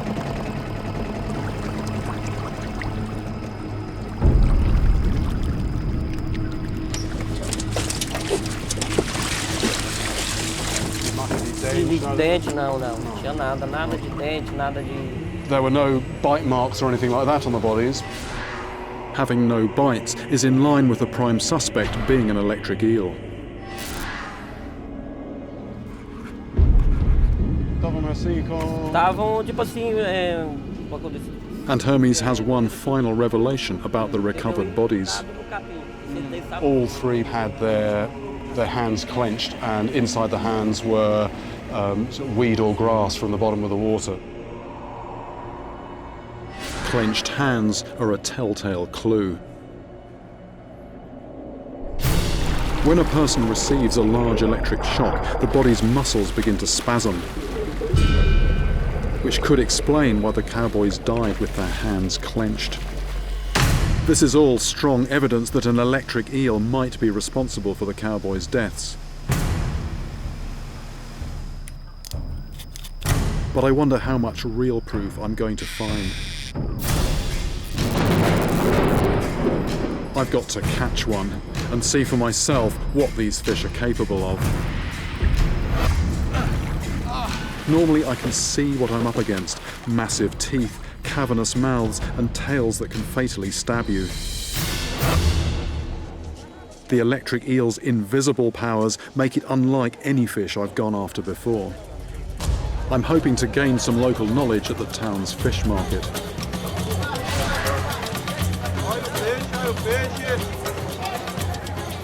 The people here are those most likely to have come up against them. Everywhere I look are toothy, dangerous fish, but electric eels aren't on the menu. Fishermen don't fish for them, but the reason they don't fish for them is that they say the shock is very powerful. And when I asked, well, how would I fish for one? He said, actually, I don't know. I mean, nobody, this thing gives a shock that can kill you. Nobody fishes for it. Nobody actually, well, he can't tell me how I'd actually go about that. He says, the actual shock, the severity of it is like putting your fingers into a power socket in your house. In fact, he says he would rather put his fingers in the power socket than touch one of these fish. Electric eels, or porterà, have been striking fear into people's hearts since long before Europeans arrived in the 16th century. Before electricity was understood, Brazil's indigenous Tupi people told of a warrior who carelessly dropped a lightning bolt on an eel, giving the fish its mysterious power.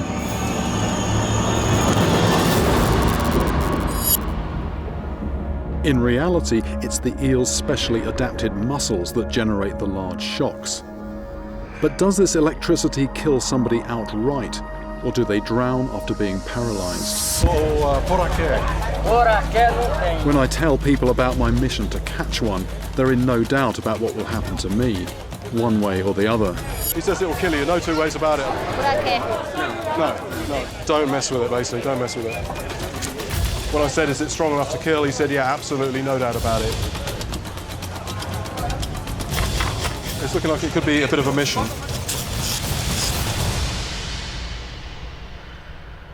I would normally try to apprehend my suspect at the scene of the crime.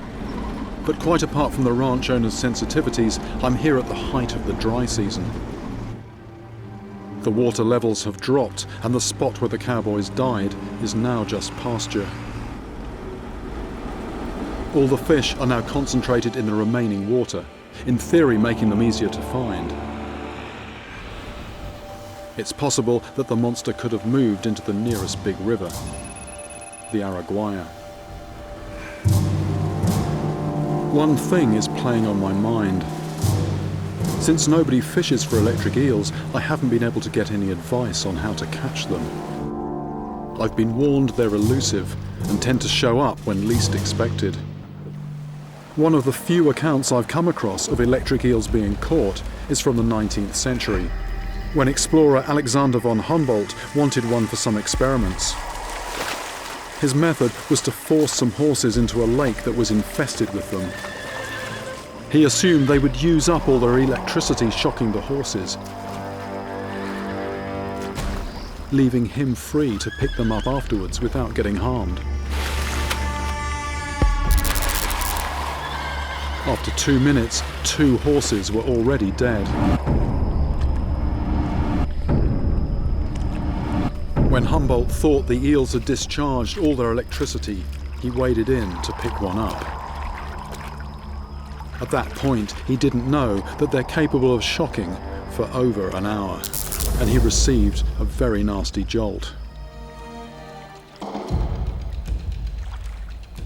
All I can realistically do is put a bait in the water and hope an electric eel takes it before something else does.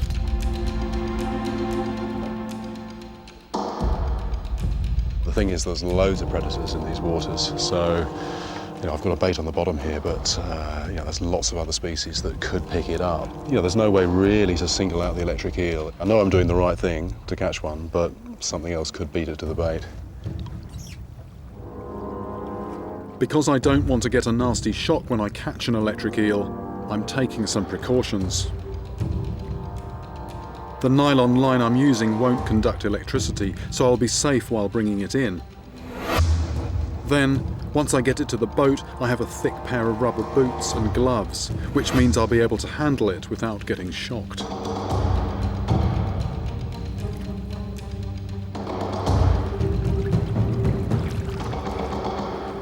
We've attracted a pod of Amazon River dolphins.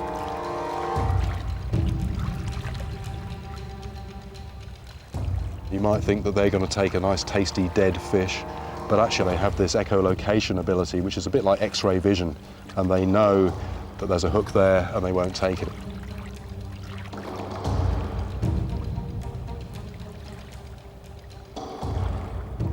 But there's something big down there that hasn't sensed the hook. Good size fish, good size fish. Is this the electric eel I've been looking for?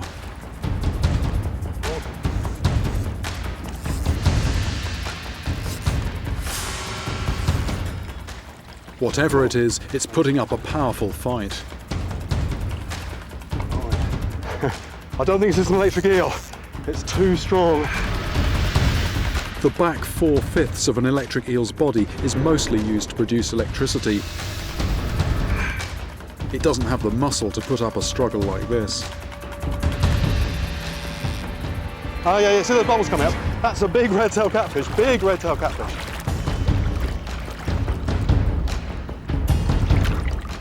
Out of the water, it gulps in air, blowing it out through its gill flaps. Got it.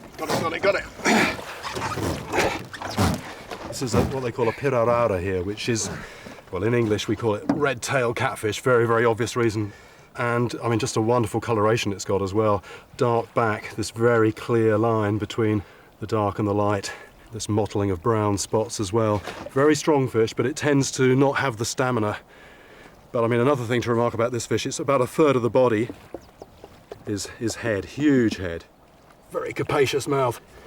It's got loads of small teeth, so that's really just for gripping. If it gets a fish that it can't totally inhale all at once, oops, with the muscular jaw on those teeth, you know, it's not going to get away. Look at this. This river is just full of predators. There's a big chunk of fin missing there. I get the fish back in the water so it can recover before I let it go. But this proves my point, what I was saying earlier on. You throw a bit of dead fish in this river and there's anything that could take it. You know, it could be an electric eel, that's what I was hoping for, but you know, it could just as likely be one of these red-tailed catfish.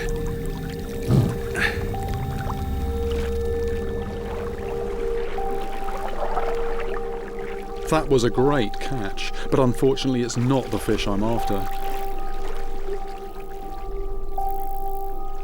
I need to find out more about electric eels, anything about them which may help me catch one.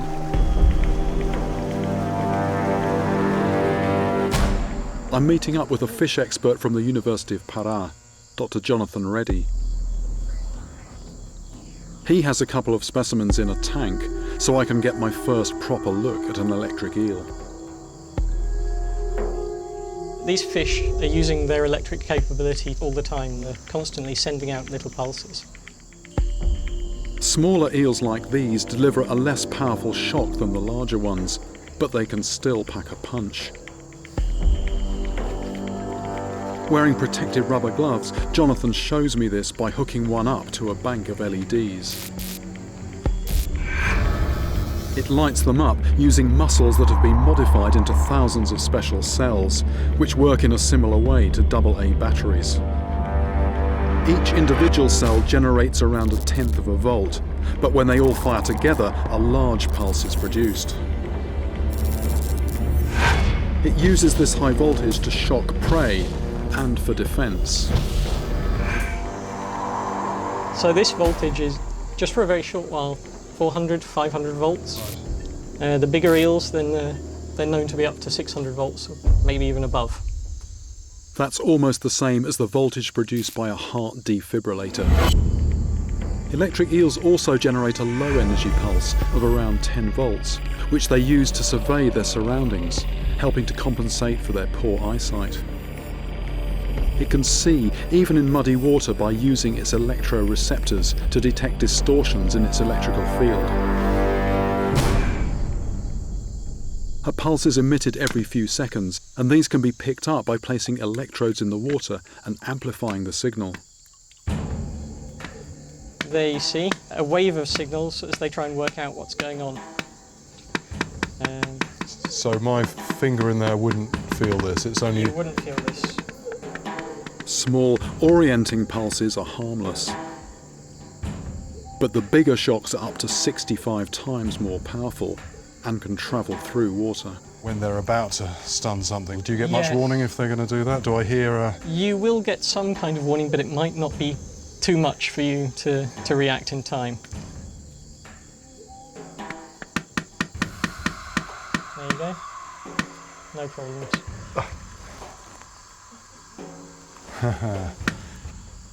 No shock this time. I'm hoping this equipment will help me locate them in the wild. Electric eels are proving to be very elusive, and rivers have too many places to hide. So I'm changing my tactics. This river goes up and down a lot during the course of a year, and I'm actually here right at the bottom of the dry season, and in fact on the rocks it's possible to see the high water mark, which is about 10 or 15 feet up on what it is now. But what this means is that this time of the year, a lot of bits of water in the floodplain, which are normally connected to the river, become isolated, become separated. So we've got separate lakes, and people have been saying, actually, rather than the river, that's where you should be looking. The trouble is getting in there. Normally you could take your boat in, but in the dry season, they're going to have to find a way to drag the boat to the water.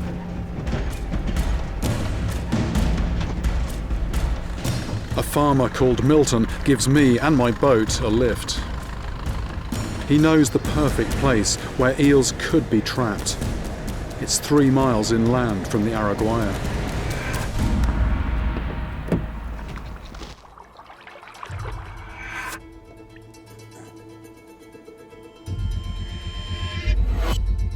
Electric eels come up for air every 10 to 15 minutes. They get 80% of their oxygen by absorbing it through blood vessels in the mouth. If I pick up a signal and wait, I'll know I'm in the right position to spot one when it comes up to breathe.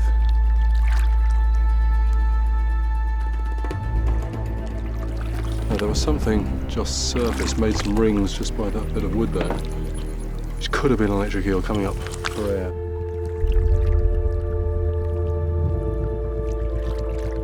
I'm not hearing anything. I've swept the entire lake with no success. Well, this equipment worked very well in the tank, but it's not really picking up anything here that I can recognise as being definitely electric eel. So I think I'm going to return to doing what I know best, and that is getting a line in the water.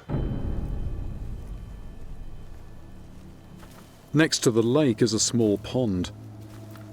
Milton tells me it's full of a toothy fish called triera, which he says is good for bait.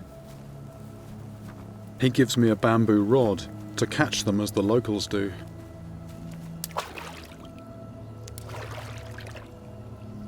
Most fishing, you're being quite stealthy.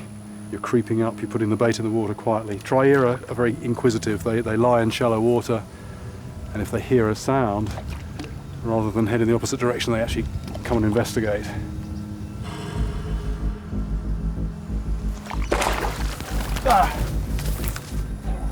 That's a triera. Those teeth are probably almost as vicious as the piranhas. There's a bit gap-toothed, but those teeth are very sharp. That's a start towards getting some bait.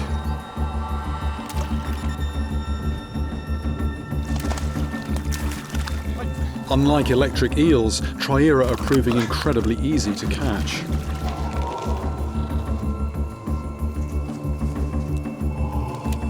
They're also very slippery. It's like a bar of soap with teeth. Oh! Progress stops when my hook gets caught on an underwater branch. I'm not prepared for what I find at the end of my snagged line. I leap out of the water because I think I've just stumbled across one of these deadly creatures. Here. Here. but it's a case of mistaken identity. It's actually not an electric eel, that is an eel. This is a musum. It may look like a true eel, but it is in fact another elongated fish. For a moment there, I was worried. I saw this long snake-like thing on the line, and I wasn't hanging around to have a closer look. I was out of the water. If this was an electric eel this size, that could be potentially fatal. Strange sort of admission to me. I'm actually glad that wasn't the fish that I was after.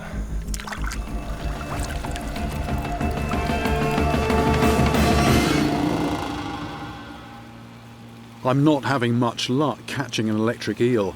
It's proving far harder to find than I expected. But I've gotten word of another attack, and I'm heading out to investigate. It happened in 2007 on a farm near Villanova, where a 21-year-old farm worker called Francisco died in a small pond. I've travelled there to meet up with his friend Fernando, the only witness to Francisco's last moments. Ficou só ele em casa. Eu tava só com uns 15 dias que tinha chegado lá, que tinha conhecido ele.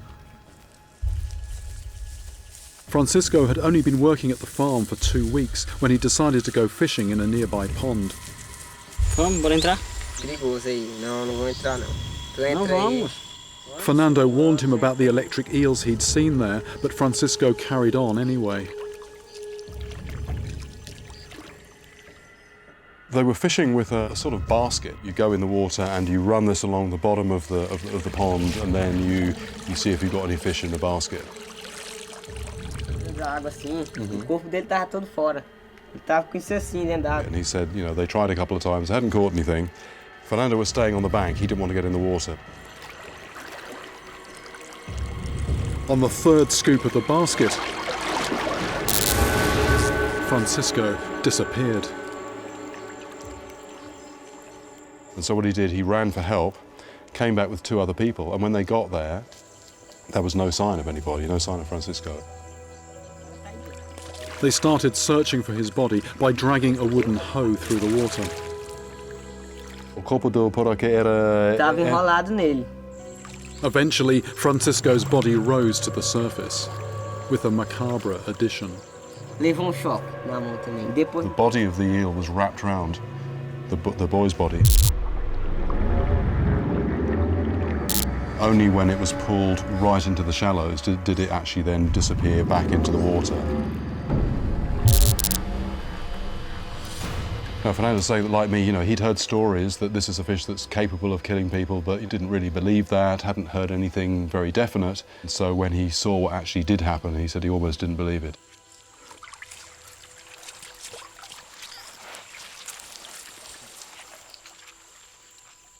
I've never heard of a situation of someone being killed by a fish in such a small volume of water.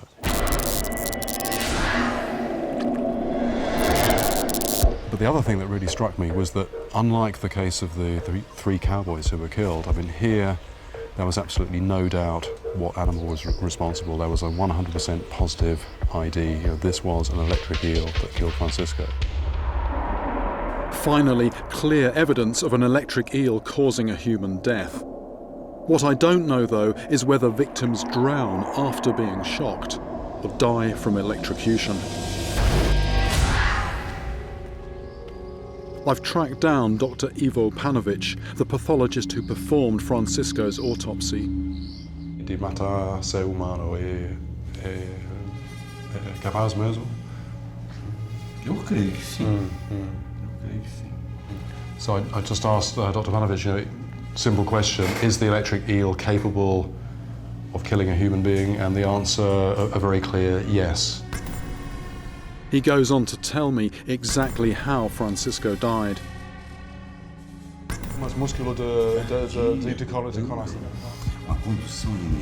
It sounds like it was actually the heart was stopped. So instead of actually contracting strongly to circulate the blood, it had gone into some kind of fibrillation. In that kind of situation, you know, drowning is almost secondary. The immediate cause of the death was the electricity of the fish. This is exactly the evidence I've been searching for. that electric eels can kill a person outright. Now there's only one thing left to do: catch the culprit, without ending up on Dr. Ivo's slab.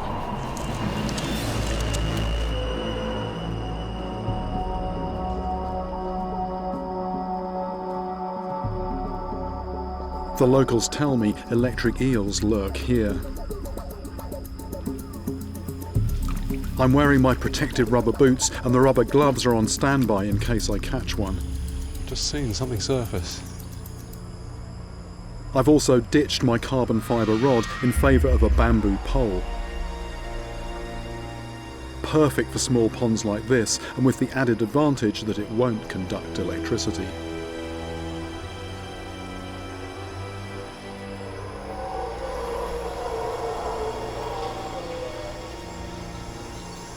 It's actually a very spooky place to fish, and just putting the sort of finishing touch on that is that sound in the background. I mean, if you didn't know what that was, I think you might well just pack up and go home.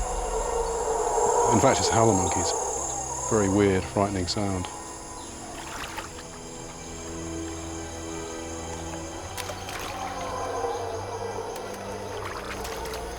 There's Triera. Oops.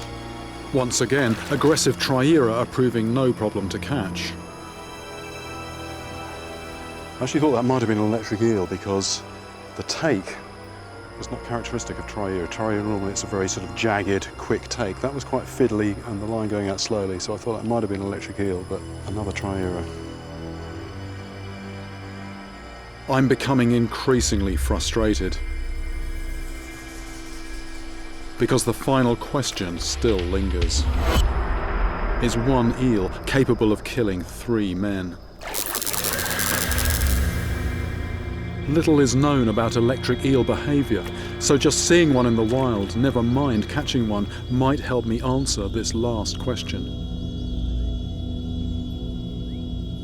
I know now that this is an animal that's capable of killing people. It's got nothing to fear from other animals, and at times it certainly seems to be pretty bold, but, you know, where are they?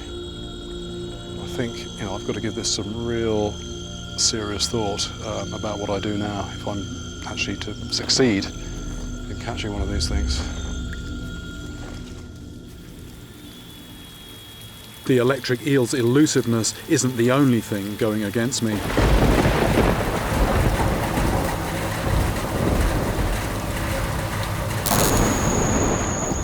It was on a night like this when, according to Tupi legend, the ancestral electric eel received its heaven-sent powers, when a lightning bolt was dropped on it. But the rain that's falling for the first time in months is about to make my job much harder. Soon the eels will no longer be concentrated in the shallow, dry season ponds. I was getting close, but with this, you know, it could mean that my window of opportunity is rapidly closing. It could actually be too late. This could ruin it. This could mean that I actually don't find my electric eel.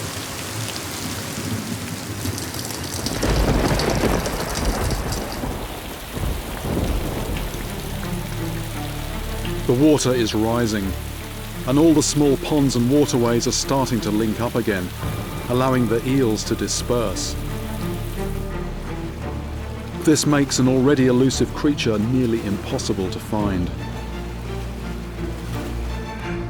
My best option is to travel east, to where the rains haven't yet hit.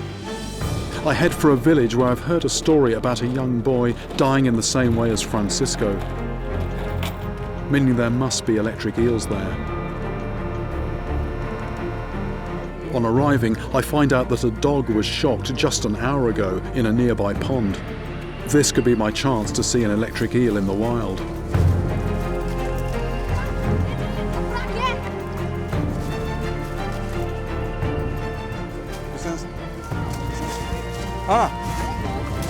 There's one here.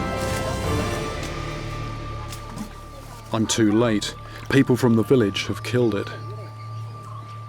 I mean, it's never nice to see an animal that's been killed. You know, this one's got a machete cut halfway through its body. It's amazing that such a small volume of water could harbour a lethal electric eel 6 feet long. So the dog was shocked somewhere down the far end, and apparently it was sort of struggling, swimming up towards this end, and there was a lad here who was able to pull it out of the water. Then, went and got help, and basically, they wanted this thing out of here. Although it's a bit disturbing, you can understand why they want to do this. This animal can kill you, so best to take no chances and kill it before it kills you. Sorry, they're just saying there's another one in there, and in fact I thought I saw other ripples myself of a big animal. They want to make sure this water is empty of electric eels. So they start to drain the pond by hand. It's interesting, a lot of the places where I go where people live next to dangerous fish, they have a sort of an attitude of coexistence. They don't have the idea that they've got to go out and try and kill them all. This is an animal they are very afraid of, and they just don't want them here. If there's any chance of getting rid of them, they will do what they can to get rid of them. As the water level gets lower, the tension starts to rise. The eel is now in only a few inches of water, but it's still proving elusive. I'd been hearing that you can get very large animals living in small amounts of water, and this is a very small bit of water. So although this time I was too late, I think this is the kind of place possibly where I'm going to find an eel for myself still alive. They're so desperate to get rid of it that they risk getting electrocuted themselves.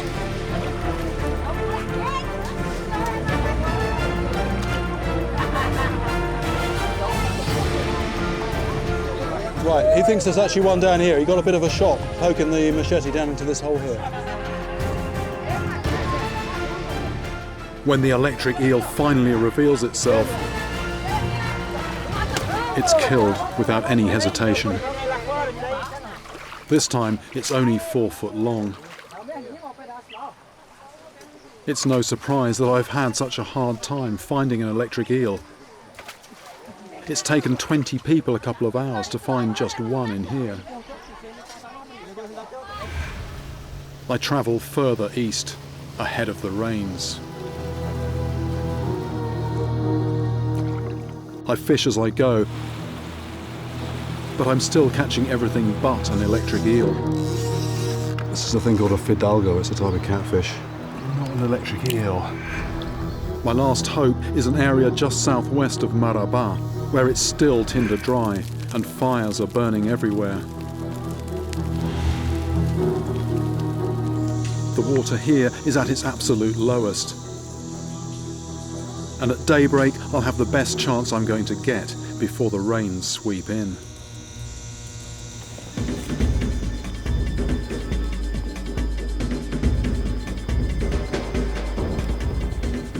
After asking around, I get a promising lead about a tiny pool right in the middle of cattle pasture.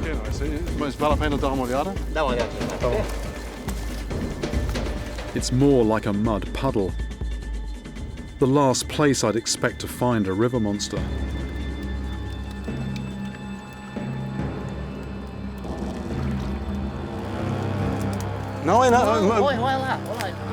Finally, after 10 days of searching, a giant electric eel is right in front of me. Does that look like just one of these branches, one of these roots? That is an electric eel. It's a big one. Now I've got to work up the nerve to catch it.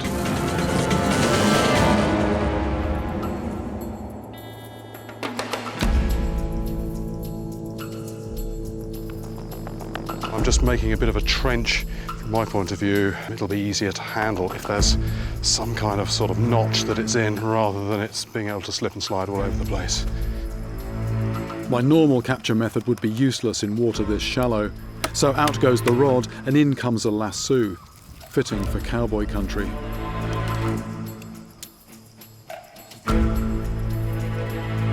Because electric eels don't rely on physical strength, pulling it out of the water shouldn't be that hard.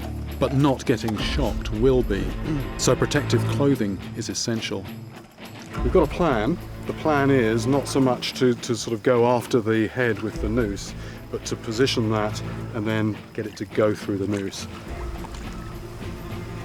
Just taking a few deep breaths because one slip and it could be very nasty indeed. Need to be so focused and so careful about this.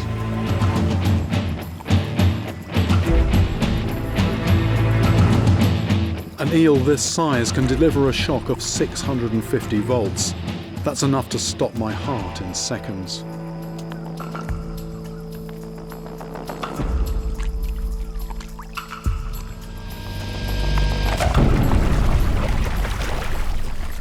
First go, amazing, first go. Electric eels can keep on shocking out of water, but the rubber gloves we're wearing protect us from this. Oh, look at the colours on this thing. These are wonderful. I've got to give it a clean. That is, it's doing a sort of, it looks like a muscle contraction, spasm almost. That's when it's actually shocking. Because electric eels get most of their oxygen from breathing air, they can stay out of water for long periods of time.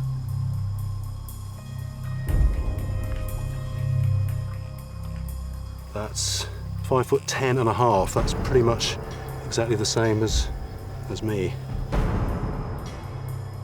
This is exactly the same size as the eel that killed Francisco, the 21-year-old man who died in the tiny pond near Villanova.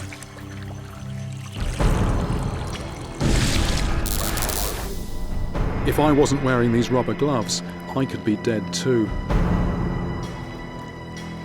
It's over 100 degrees and I don't want the fish to overheat, so time it went back in the water.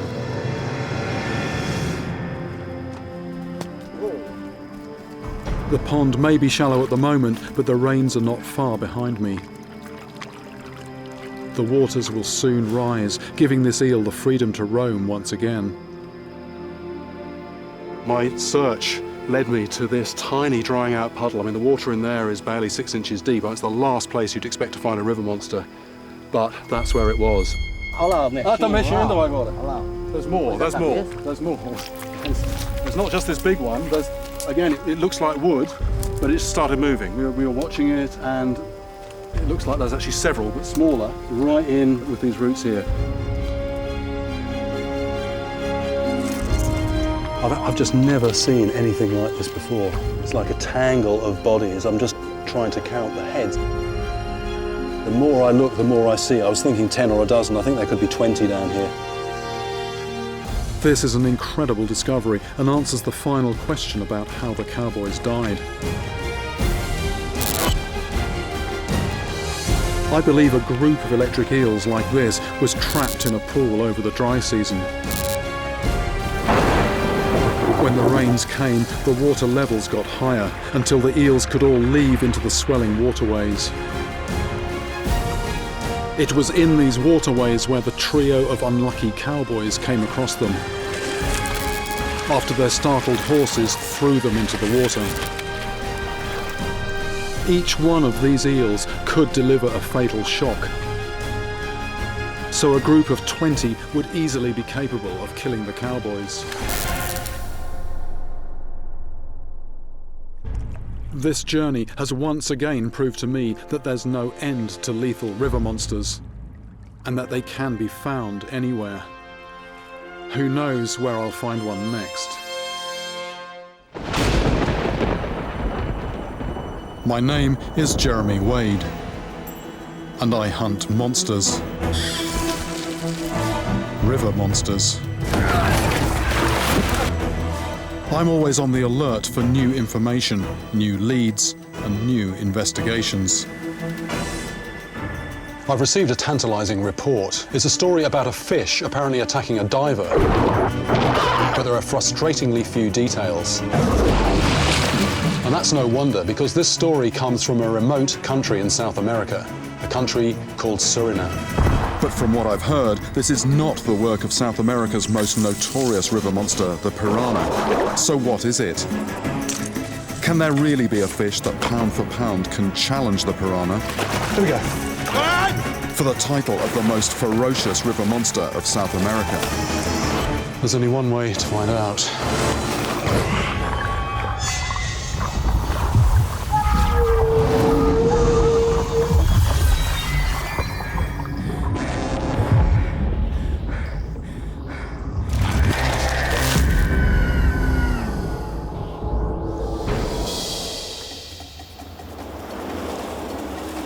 In pursuit of river monsters, I've travelled to the four corners of the globe. Suriname is one place I've never had cause to visit, until now. I've come to investigate the possibility that although everyone knows the notorious piranha, there may be a fish out here that has an even more fearsome reputation. Suriname is South America's best-kept secret. It is the smallest country on the continent with a population of only 500,000 people, but it can boast the largest continuous area of unspoilt rainforest in the world. Once a Dutch colony, it is a true melting pot of nationalities and cultures. The majority of the sparse population live along the coast. So the deeper into the country you go, the further you are from the civilized world. I have been to remote places before, but this is of a new order.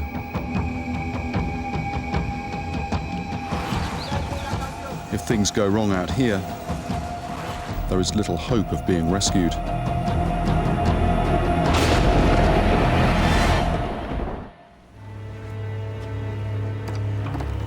I never need an excuse to fish. But actually, this is a good way to check my gear. I'm always relieved that it has survived the journey. Fishing is a good way to absorb the atmosphere of a new country. Suriname is only 4 degrees above the equator. In November, the temperature is constantly high and it can reach 90% humidity. After a few hours in the sun, all I have to show for my exertions is sweat. But at least I'm getting acclimatized, as I fear the adventure that lies ahead is not going to be easy. But first, I have to meet the victim in the story, the man who was attacked by this mystery fish. I've arranged to meet him where the attack happened, at the dam 2 hours out of the capital, Paramaribo. The dam was built on the Suriname River and completed in 1964, creating one of the largest man-made lakes in the world, called Brokopondo, on the banks of which I meet Maurice Gans, a local man of Dutch descent. What was your job on the dam at the time? We're asked to dive to see the erosion from in the downstream for big holes underneath. We pour in cement in big, large bags. So we go underneath there, start up the engine on top. The water becomes like mist. You cannot see anymore. Suddenly I saw something blinking. So I grab my knife and then he hits me. So fast, I pull out my hand. I don't know if the knife hits him. Then I start feeling and seeing the blood flowing. I realized I was bitten and very deep.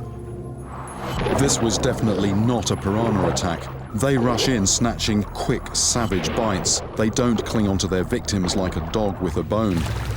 Maurice's mutilated hand needed over 100 stitches, and even though it was 20 years ago, he still very much bears the scars. Is this the scar here? Yes, this is the scar from here to here, over this small finger, cuts here, and those are the tooths from the top. It's hard to believe there's a freshwater fish that would launch a solo attack on a diver. Did you know what fish it was? It's an Anyumara. Anyumara, also known as the wolffish, so called for its wolf-like teeth. These fish can grow to nearly 4.5 feet and weigh 80 pounds. They are serious predators. But I had until now never heard of one ever attacking a person.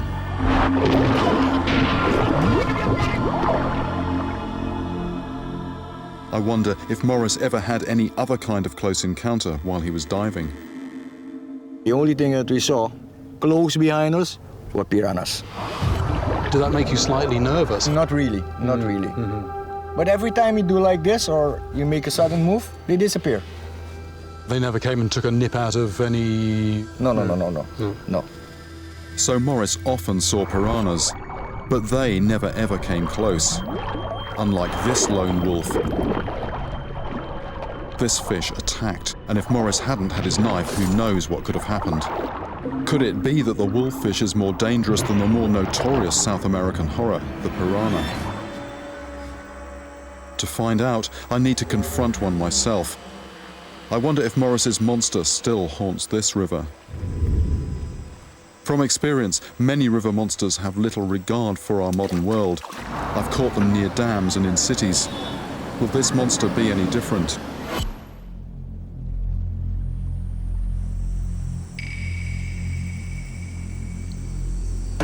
The attack on Morris was 20 years ago, and as far as I'm aware, nothing like that has happened in this place since. And also this place seems to be comparatively developed, so I'm not really sure if this is where I should be looking.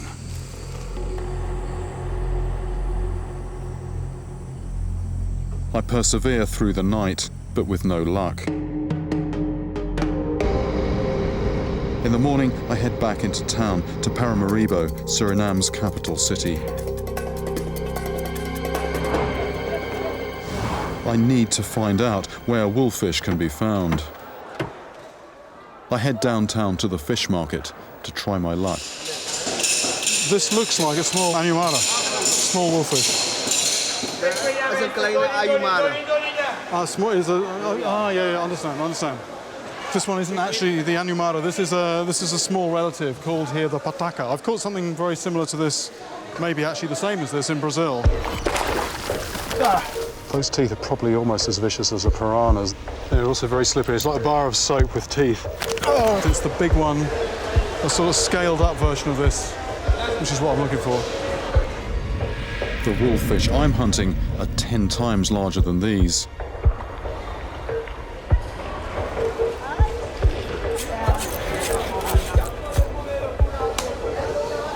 This one, anumara. This is quite a surprise. I wasn't expecting to see this here. This is actually the fish I'm looking for. Hello, oh sorry. Wolffish, it seems, are good eating. I ask where this fish came from, and the man tells me it was far away. But I don't leave the market empty-handed. I have procured the damaged head of a wolffish to examine later. I have also got the address of an old Anumara fisherman who lives in town. Okay. All right, thank you. Maybe he can tell me where to go to catch a wolffish.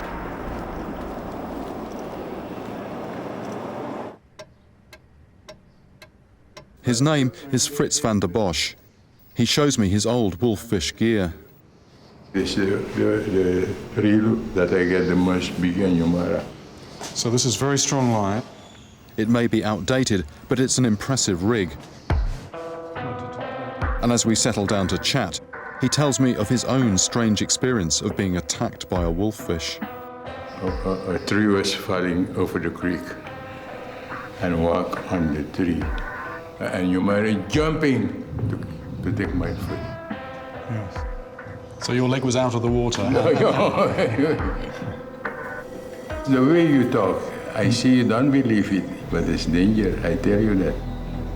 If the Anumara hungry, it's dangerous. This story really puts the wolffish into a different league. I have never heard of a fish trying to attack someone on land before. And there's another, more chilling story. I go tell you something. An Indian woman was going to wash on the creek. I had a little dog. I mean, you want to jump. Then take the dog. Turn back in the water and go with the dog. Reptilian monsters like anacondas and gators are known to snatch dogs from the water's edge. But a fish, now I'm even more determined to find a wolffish. No, it is not easy to catch Anumara because you get too much people hunting. I mean, it sounds like what you need to do now is go a long way away. Before it was easy to go in there. So you can't just do a short fishing trip. You have to make an expedition, really. Sure. Okay. It seems that people have driven out this aquatic wolf. It now exists only beyond civilization. To take it on, I'm now preparing to travel deep into Suriname's wild interior. Maybe there I'll find other stories of wolffish attacks that have just never made it out of the jungle alive. To find a monster more terrible than even the dreaded piranha. But to catch one, I must travel deep into the unknown, to a place where few people have ever been. Usually there are signs of human habitation dotted around, but out here, there is nothing. I once survived a plane crash in Brazil and was lucky enough to walk to a nearby town. But out here, I wouldn't stand a chance.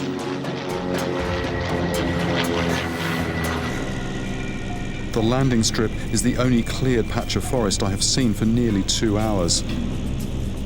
I wonder just what I've got myself into.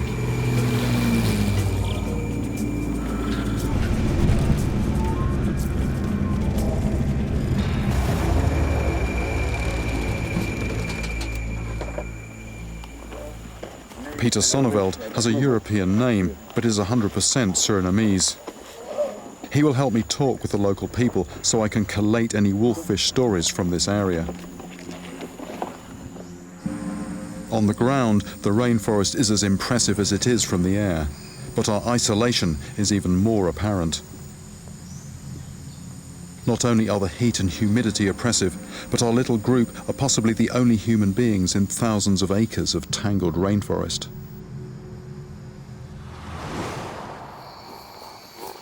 At night, this place takes on an even more sinister character. Well, it looks like we're just about here, but I'm not totally sure where here is. But it does sound like there's some serious water over here somewhere. But I'm going to have to wait until the morning to see exactly what I'm up against.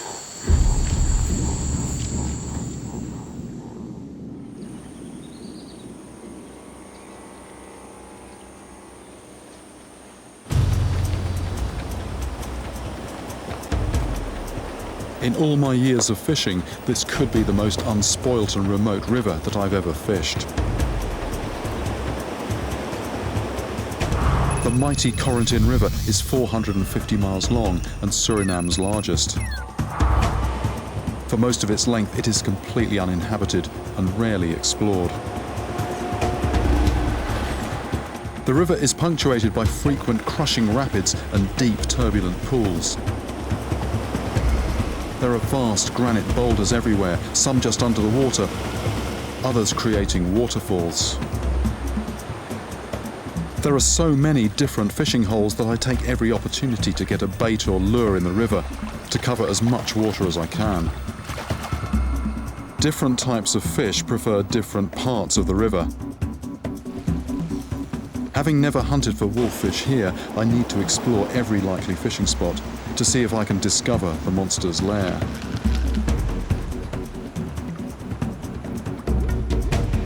I'm using my short baitcaster rod for accuracy to get my eye in. Although it looks lightweight, this beauty with its strong braided line is capable of landing fish over 100 pounds. But there are more than just wolffish here. The Corentin is also home to the red-eyed piranha, one of the largest of its kind. This river really is the best place to compare these two toothy South American monsters. That's a fish on. Fish on. Hey, fish off. Suddenly, I'm getting action every cast.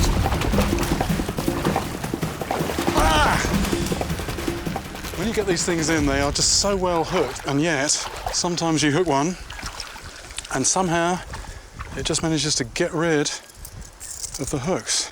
That was quite dramatic though. Short, but very, very dramatic.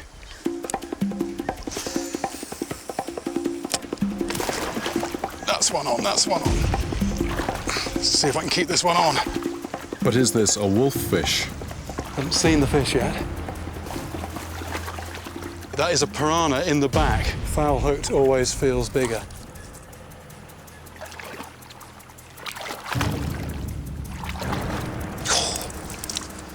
Monster piranha. That is black in colour. Just by looking at one, you can understand the piranha's reputation.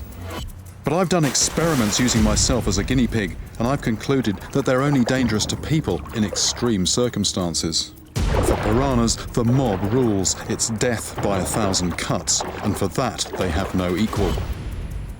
But I'm comparing wolffish with piranhas 1 against 1, and having now seen the piranhas they have to compete with, I'm even more wary about meeting a wolffish. Although I know there are piranhas around, I need to cover as much water as possible, even if it means wading. As a rule, I want to get a fish in as quickly as possible. Yep, good sized fish. This ensures that when I release it, it still has plenty of energy, so it can recover more quickly. But this is not a wolffish.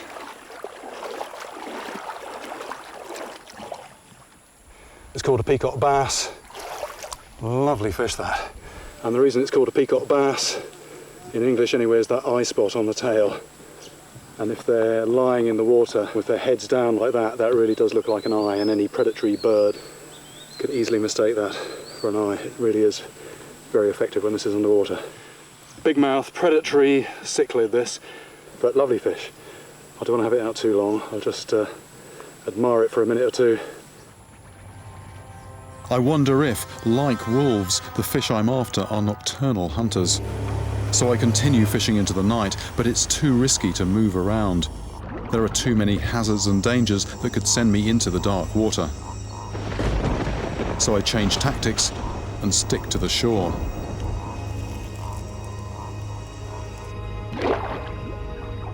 I'm fishing with a big bait cast into the stream. Fish on.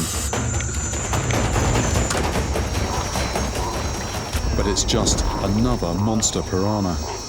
It's supposed to be asleep now, but there's always one. There's always one. It's November, and the rainy season is fast approaching. Carbon fibre rods make excellent lightning conductors. I don't know how long I can stay out here. Luckily, something picks up the bait. It feels big, much bigger than anything I've hooked so far. The question is, do I have one on the end of my line?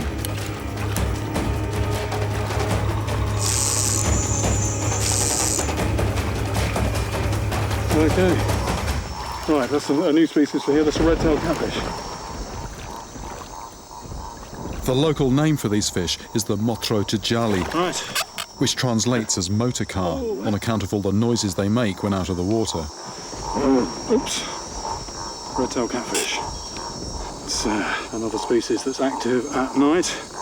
Not what I was after, but that's quite interesting just to see a bit of variety here. It's a familiar species to me, but in a different part of South America. Bit of excitement, but the wrong kind of excitement.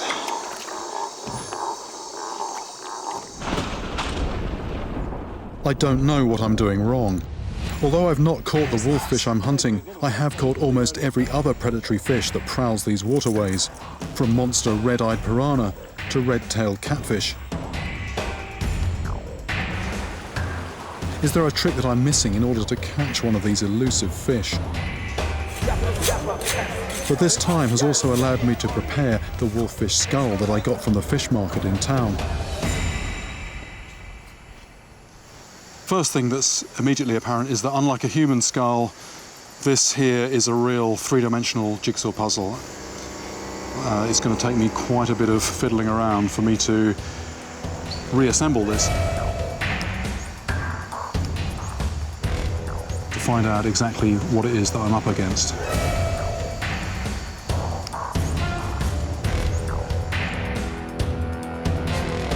The size of this skull as it starts to come together is surprising. Considering it's from a fish no bigger than 10 pounds, imagine the jaws of a giant.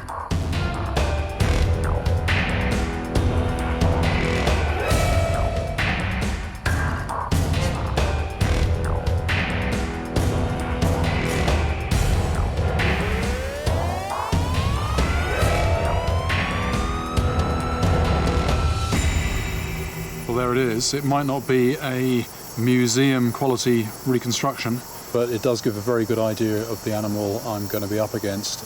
Very, very hard, bony skull, fearsome fangs, and very big eye sockets, so it's very clearly a sight predator. And it really does look like some kind of dinosaur, but actually this thing was alive not very long ago, and there's more of them out there. I have now seen for myself that the wolffish is clearly well armed. But does it live up to its fearsome reputation? Over the next few days, I travel further and further, fishing as much as I can, to see if I can catch a live one to put this to the test.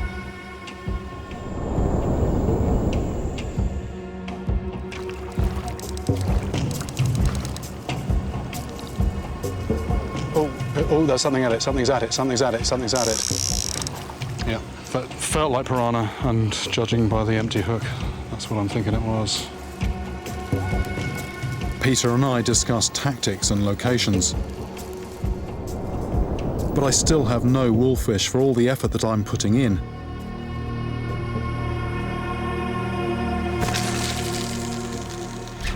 I can't help but feel there is a piece to this puzzle that I am missing.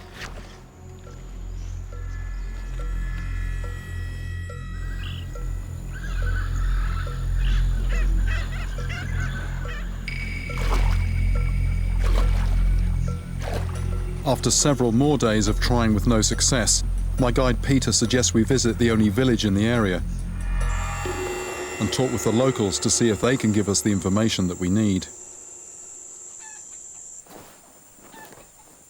The Trio tribe's village at Amotopo has no more than 20 huts. It is their only settlement on the Corentin River. They live with the wolffish, so they know it better than anyone. I'm hoping they will share some of its secrets with me. How dangerous exactly is the Anyumara? Artinho was hunting, and he came to a creek near here called Mosquito Creek. And there was a troop of monkeys crossing the creek. They were going to the furthest branch on one side, jumping across onto the furthest branch the other side, and the whole group of monkeys had jumped apart from the last one.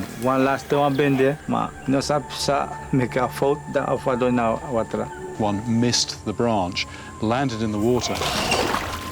As soon as it hit the water, it was attacked by a wolffish and killed. Suddenly, the stories come thick and fast. So somebody was actually bitten on the arm. That speaks of a real sort of aggression. Artinho's uncle was hunting one day with his dog. Hunting dogs, when they're hunting, they're barking, barking, barking. Artinho's uncle found his dog dead in the creek with its stomach ripped open. And there's now another incident of somebody getting bitten, in this case on the thumb. So there's another 2 animals to add to the list. Snakes swimming on the surface and just being taken from below. There's a type of bird called an anamu. This is a bird that comes to the water to drink, and likewise that's just grabbed by one of these fish just lurking there in ambush. Is Artinho sort of, wary about getting in the water sometimes? No,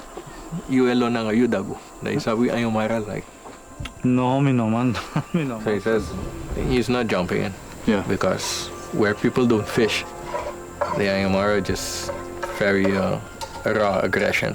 People outside South America, they know all about piranhas. Now, locally, a wolffish, this is a fish with a very big reputation. It's known to be very aggressive, and there are certain circumstances where they will literally rip anything apart that goes near them. Reptiles, birds, primates, even people. After listening to the Trio tribe, it's clear that having the weaponry is one thing, having the attitude is quite another. The wolffish is well equipped with both. But one thing still eludes me. Where do you find them?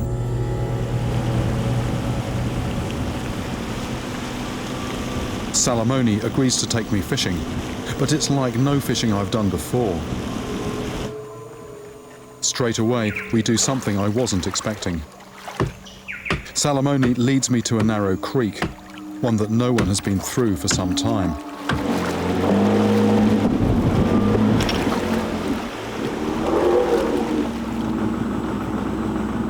We then take to the land and creep through the jungle.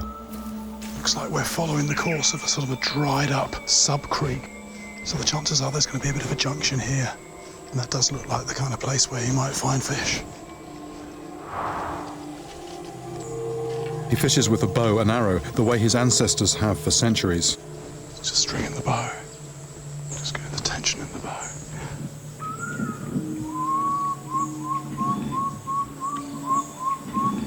This is mimicking the sound of a water bird. So there's a little bit of disturbance on the surface, a little bit of whistling. The idea is this calls the wolffish in. I don't know if it's coincidence or what, but just seen movement on the surface, which looked very much like a wolffish.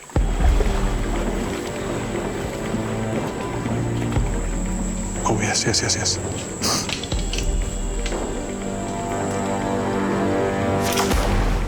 Oh, it's on. He missed it, but it has given me the last piece of this puzzle.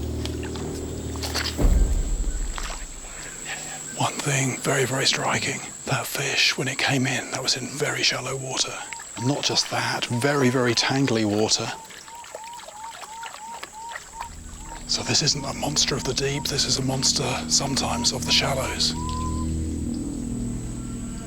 The fishing with a line is going to be very close quarters, and also these snags are going to present a real problem, not just in terms of getting a bait to a place where the fish can take it, but also if I get a heavy fish on, extracting it from all this stuff, you know, it's going to be very challenging. And who knows, that might even be at night, so this is going to be quite some fishing. I decide to have a go myself, using the gear I'm accustomed to. I'm now using my larger fixed spool reel and a big chunk of bait, with a wire trace to stop any sharp teeth from biting through.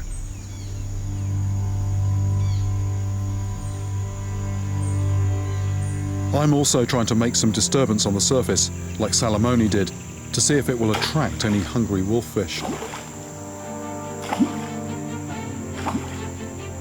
No takes on the bait, no reaction to the popper. Looks a good spot, but doesn't seem to be anything at home. We've reached the end of the navigable stretch of this creek now. It's just this impenetrable tangle of branches now. So if we were to hack our way through that, we'd just disturb everything. And you could hardly get a bait into the water. Anyway, very, very interesting fishing.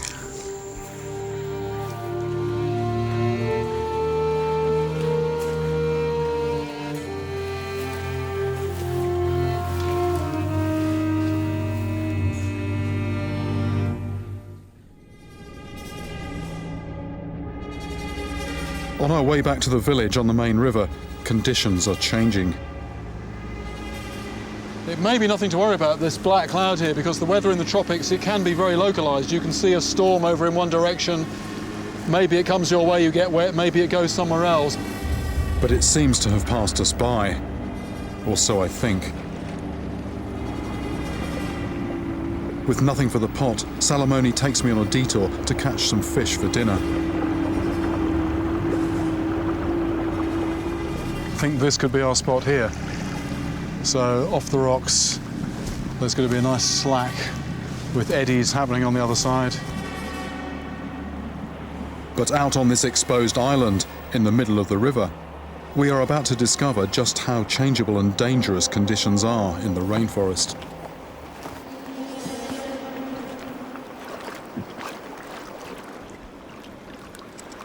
This is a classic example of pure fishing in a way. It's starting with absolutely nothing, just coming down with a couple of rods, no bait, and just poking around in these cracks to find crabs. And then a crab is pulled into pieces, and that's where we start from. Hopefully we turn that.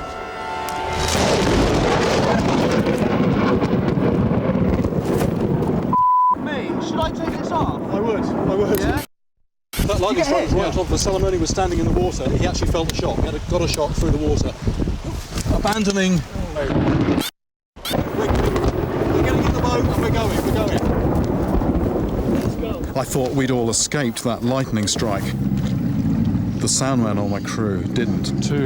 Our sound recorder has been hit, was actually struck on the head by that bolt of lightning. Chris, are you okay? Are you responding? Yeah, I'm good. Good. Right, we might need some first aid here. Let's go. Quick. How are you feeling?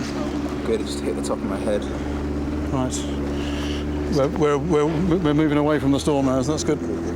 Just a very big headache. Right. And a pain on the hip. But I think my boots took a lot of it.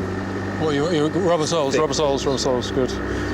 I've got a bit of a headache. James, who's behind the camera at the moment, has got a headache. I think it might have actually hit all three of us. Chris definitely got the brunt of it. I mean, very, very lucky for him. He was actually wearing thick rubber sole boots, so he's conscious, which is a huge relief. Right, we're arriving at the back at the camp. I suspect that the lightning bolt actually struck very close to where we were all standing.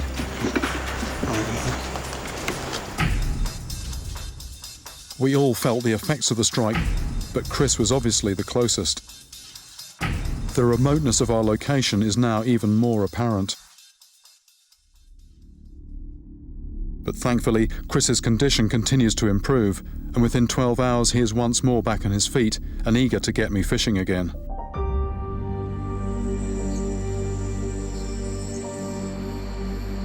So if you just tell me again, how far from here we're going?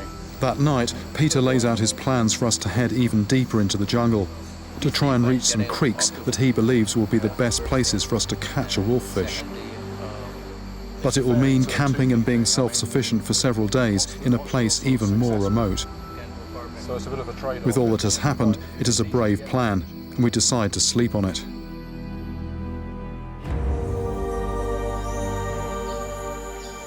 But I discuss it with the crew, and there is really only one decision. I'm actually going even more remote, if such a thing is possible. I figure that if I'm going to find a big wolffish, I'm going to need to go somewhere where even the trio don't normally go.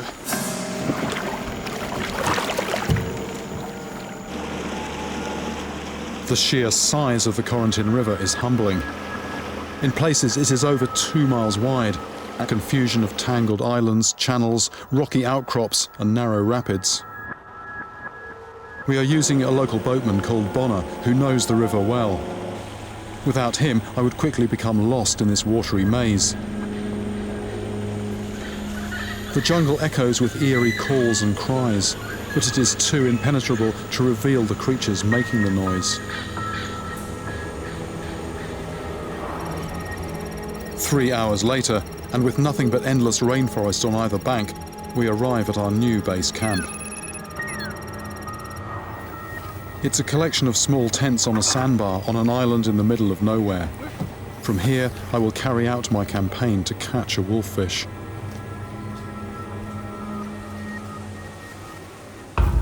I waste no time getting ready.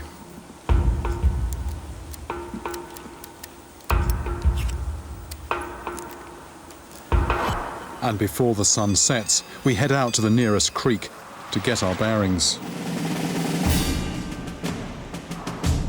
Wolffish, it seems, head up creeks during the wet season, dispersing into the flooded forest. But as the water recedes, they are forced back down towards the main river. It is then that they are at their easiest to find. I'm here in what should be the lowest water levels of the year. But straight away, it is apparent the conditions are not ideal. Very much mixed feelings on arriving at the camp. The thing that struck me immediately was that the water level is probably about 2 foot up on what we'd hoped for, what we'd expected, and what is ideal for catching the wolffish. Basically what that means is that the creeks are going to be that much fuller, so the fish aren't going to be concentrated, they're going to be spread up the creek. They won't be as hungry, they won't be as aggressive, so catching them is likely to be harder than I expected. But of course, I push on. Oh, look at this, the water's just fizzing away there. That is fish. The thing is, it's almost impossible to cast into the middle of that.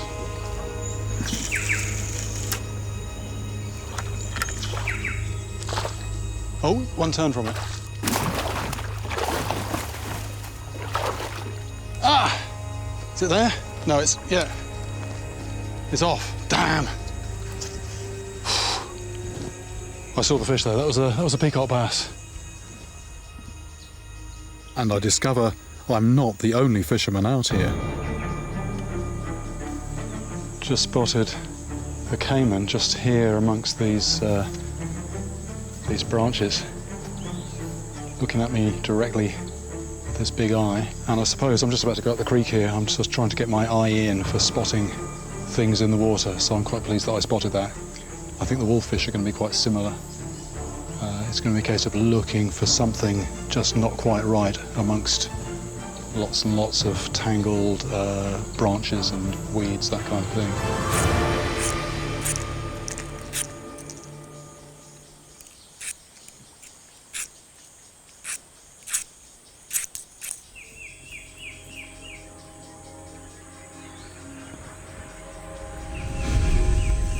I have now heard incredible stories of how fearless wolffish are. I have caught the huge piranha that they compete with in these rivers. I have travelled so far and risked so much, but to fall at the last hurdle would be a disaster.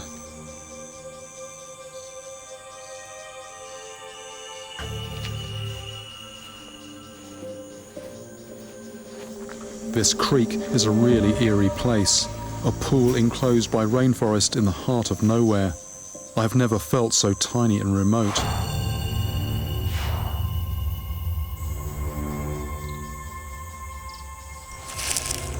The fragility of my safety has never been so clear. And to make matters worse, I'm not alone. A caiman, South America's alligator. Large ones have been known to attack people. Although normally quite wary, this one is completely unafraid of me, testament to how far from people I have travelled. I don't want him to come too close, but it's no wonder he has made this creek his home. It's piranha. That's off. Ah. It's alive with piranhas. It's actually very frustrating. Every bait I'm throwing out is getting attacked, but unfortunately it's by piranhas. Ah, piranha again. I'm hoping that as the light fades, they will become less active. But at the moment, I've got a dwindling supply of bait because the piranhas are just attacking it every time. My best chance is to wait until night. Salamoni told me that once the sun sets, the piranhas run and hide, because that's when the wolffish come out to hunt. It seems the piranhas know who the real river monster is.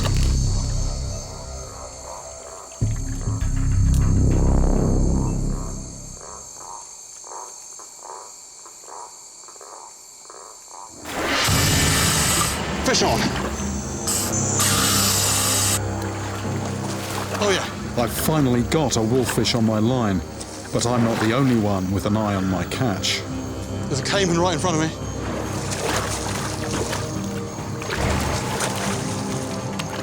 I do the only thing I can think of. I'm going to try and just pull this up on the side. With the worst possible result.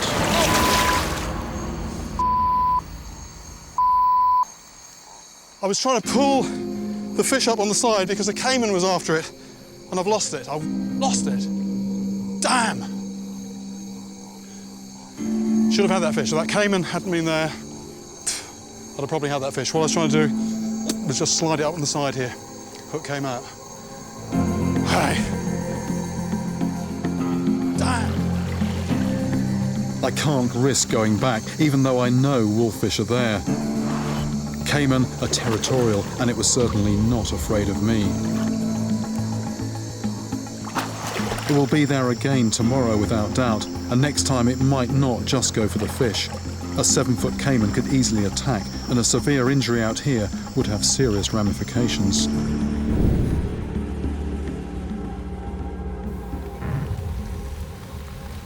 But morning gives us another problem. Rain. The storm makes me and the whole crew nervous.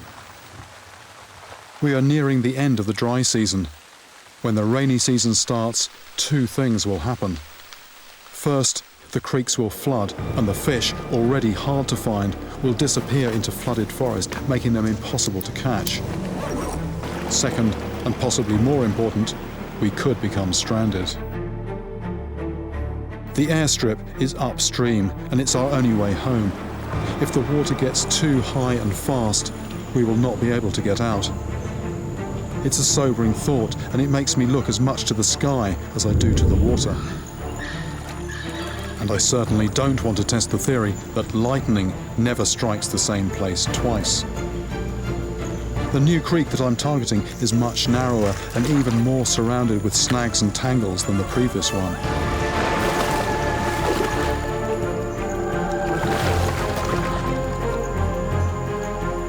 Oh, it's off. Nothing seems to be going my way. All my previous luck seems to have run out.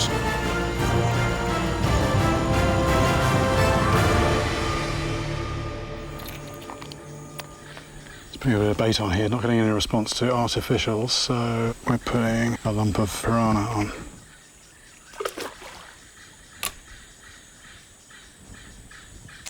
There's been a couple of fish actually moving in here, one right underneath this tangle of branches. So it's fishing right in the middle of snags. In a place like this, if it gets even a few feet, it's wrapped itself around a branch. So I give it just enough line to take the bait properly, and then it's just try and haul it to the boat.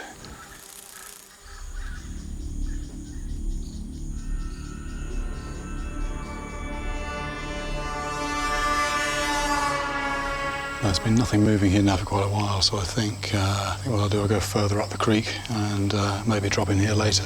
Nothing doing here at the moment.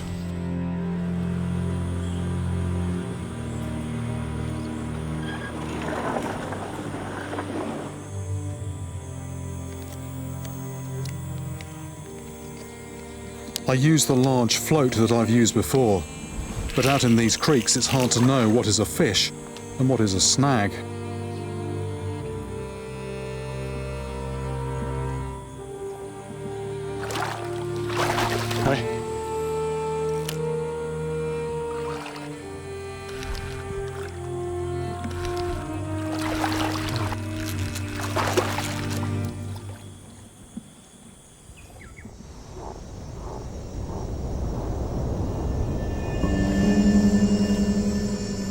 But these snags are more than just potential fishing hazards. With half-hidden roots and fallen trees, navigating this waterway at night is a disaster waiting to happen. And it seems every creek has its caiman.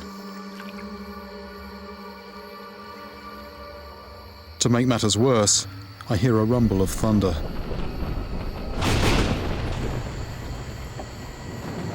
My window of opportunity is about to slam shut. This could be my last chance to catch a wolffish.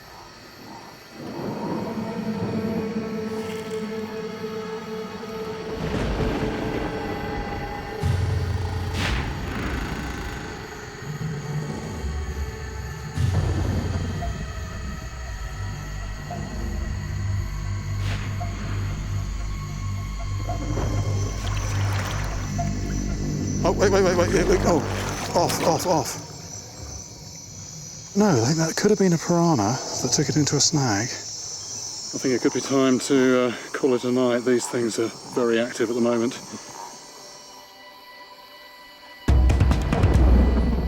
With the storm edging ever closer and hungry piranhas seemingly beating any wolffish to my bait, I'm considering calling it a night.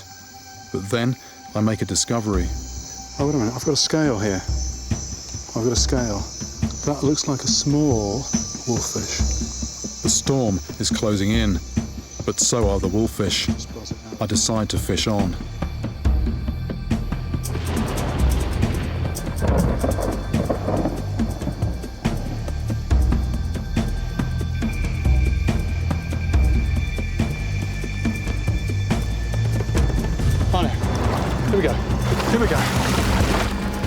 finally, a strong take. It's a wolffish, the monster I've spent the past 3 weeks trying to catch. Here we go. And it's a big one. Over she comes. Ah!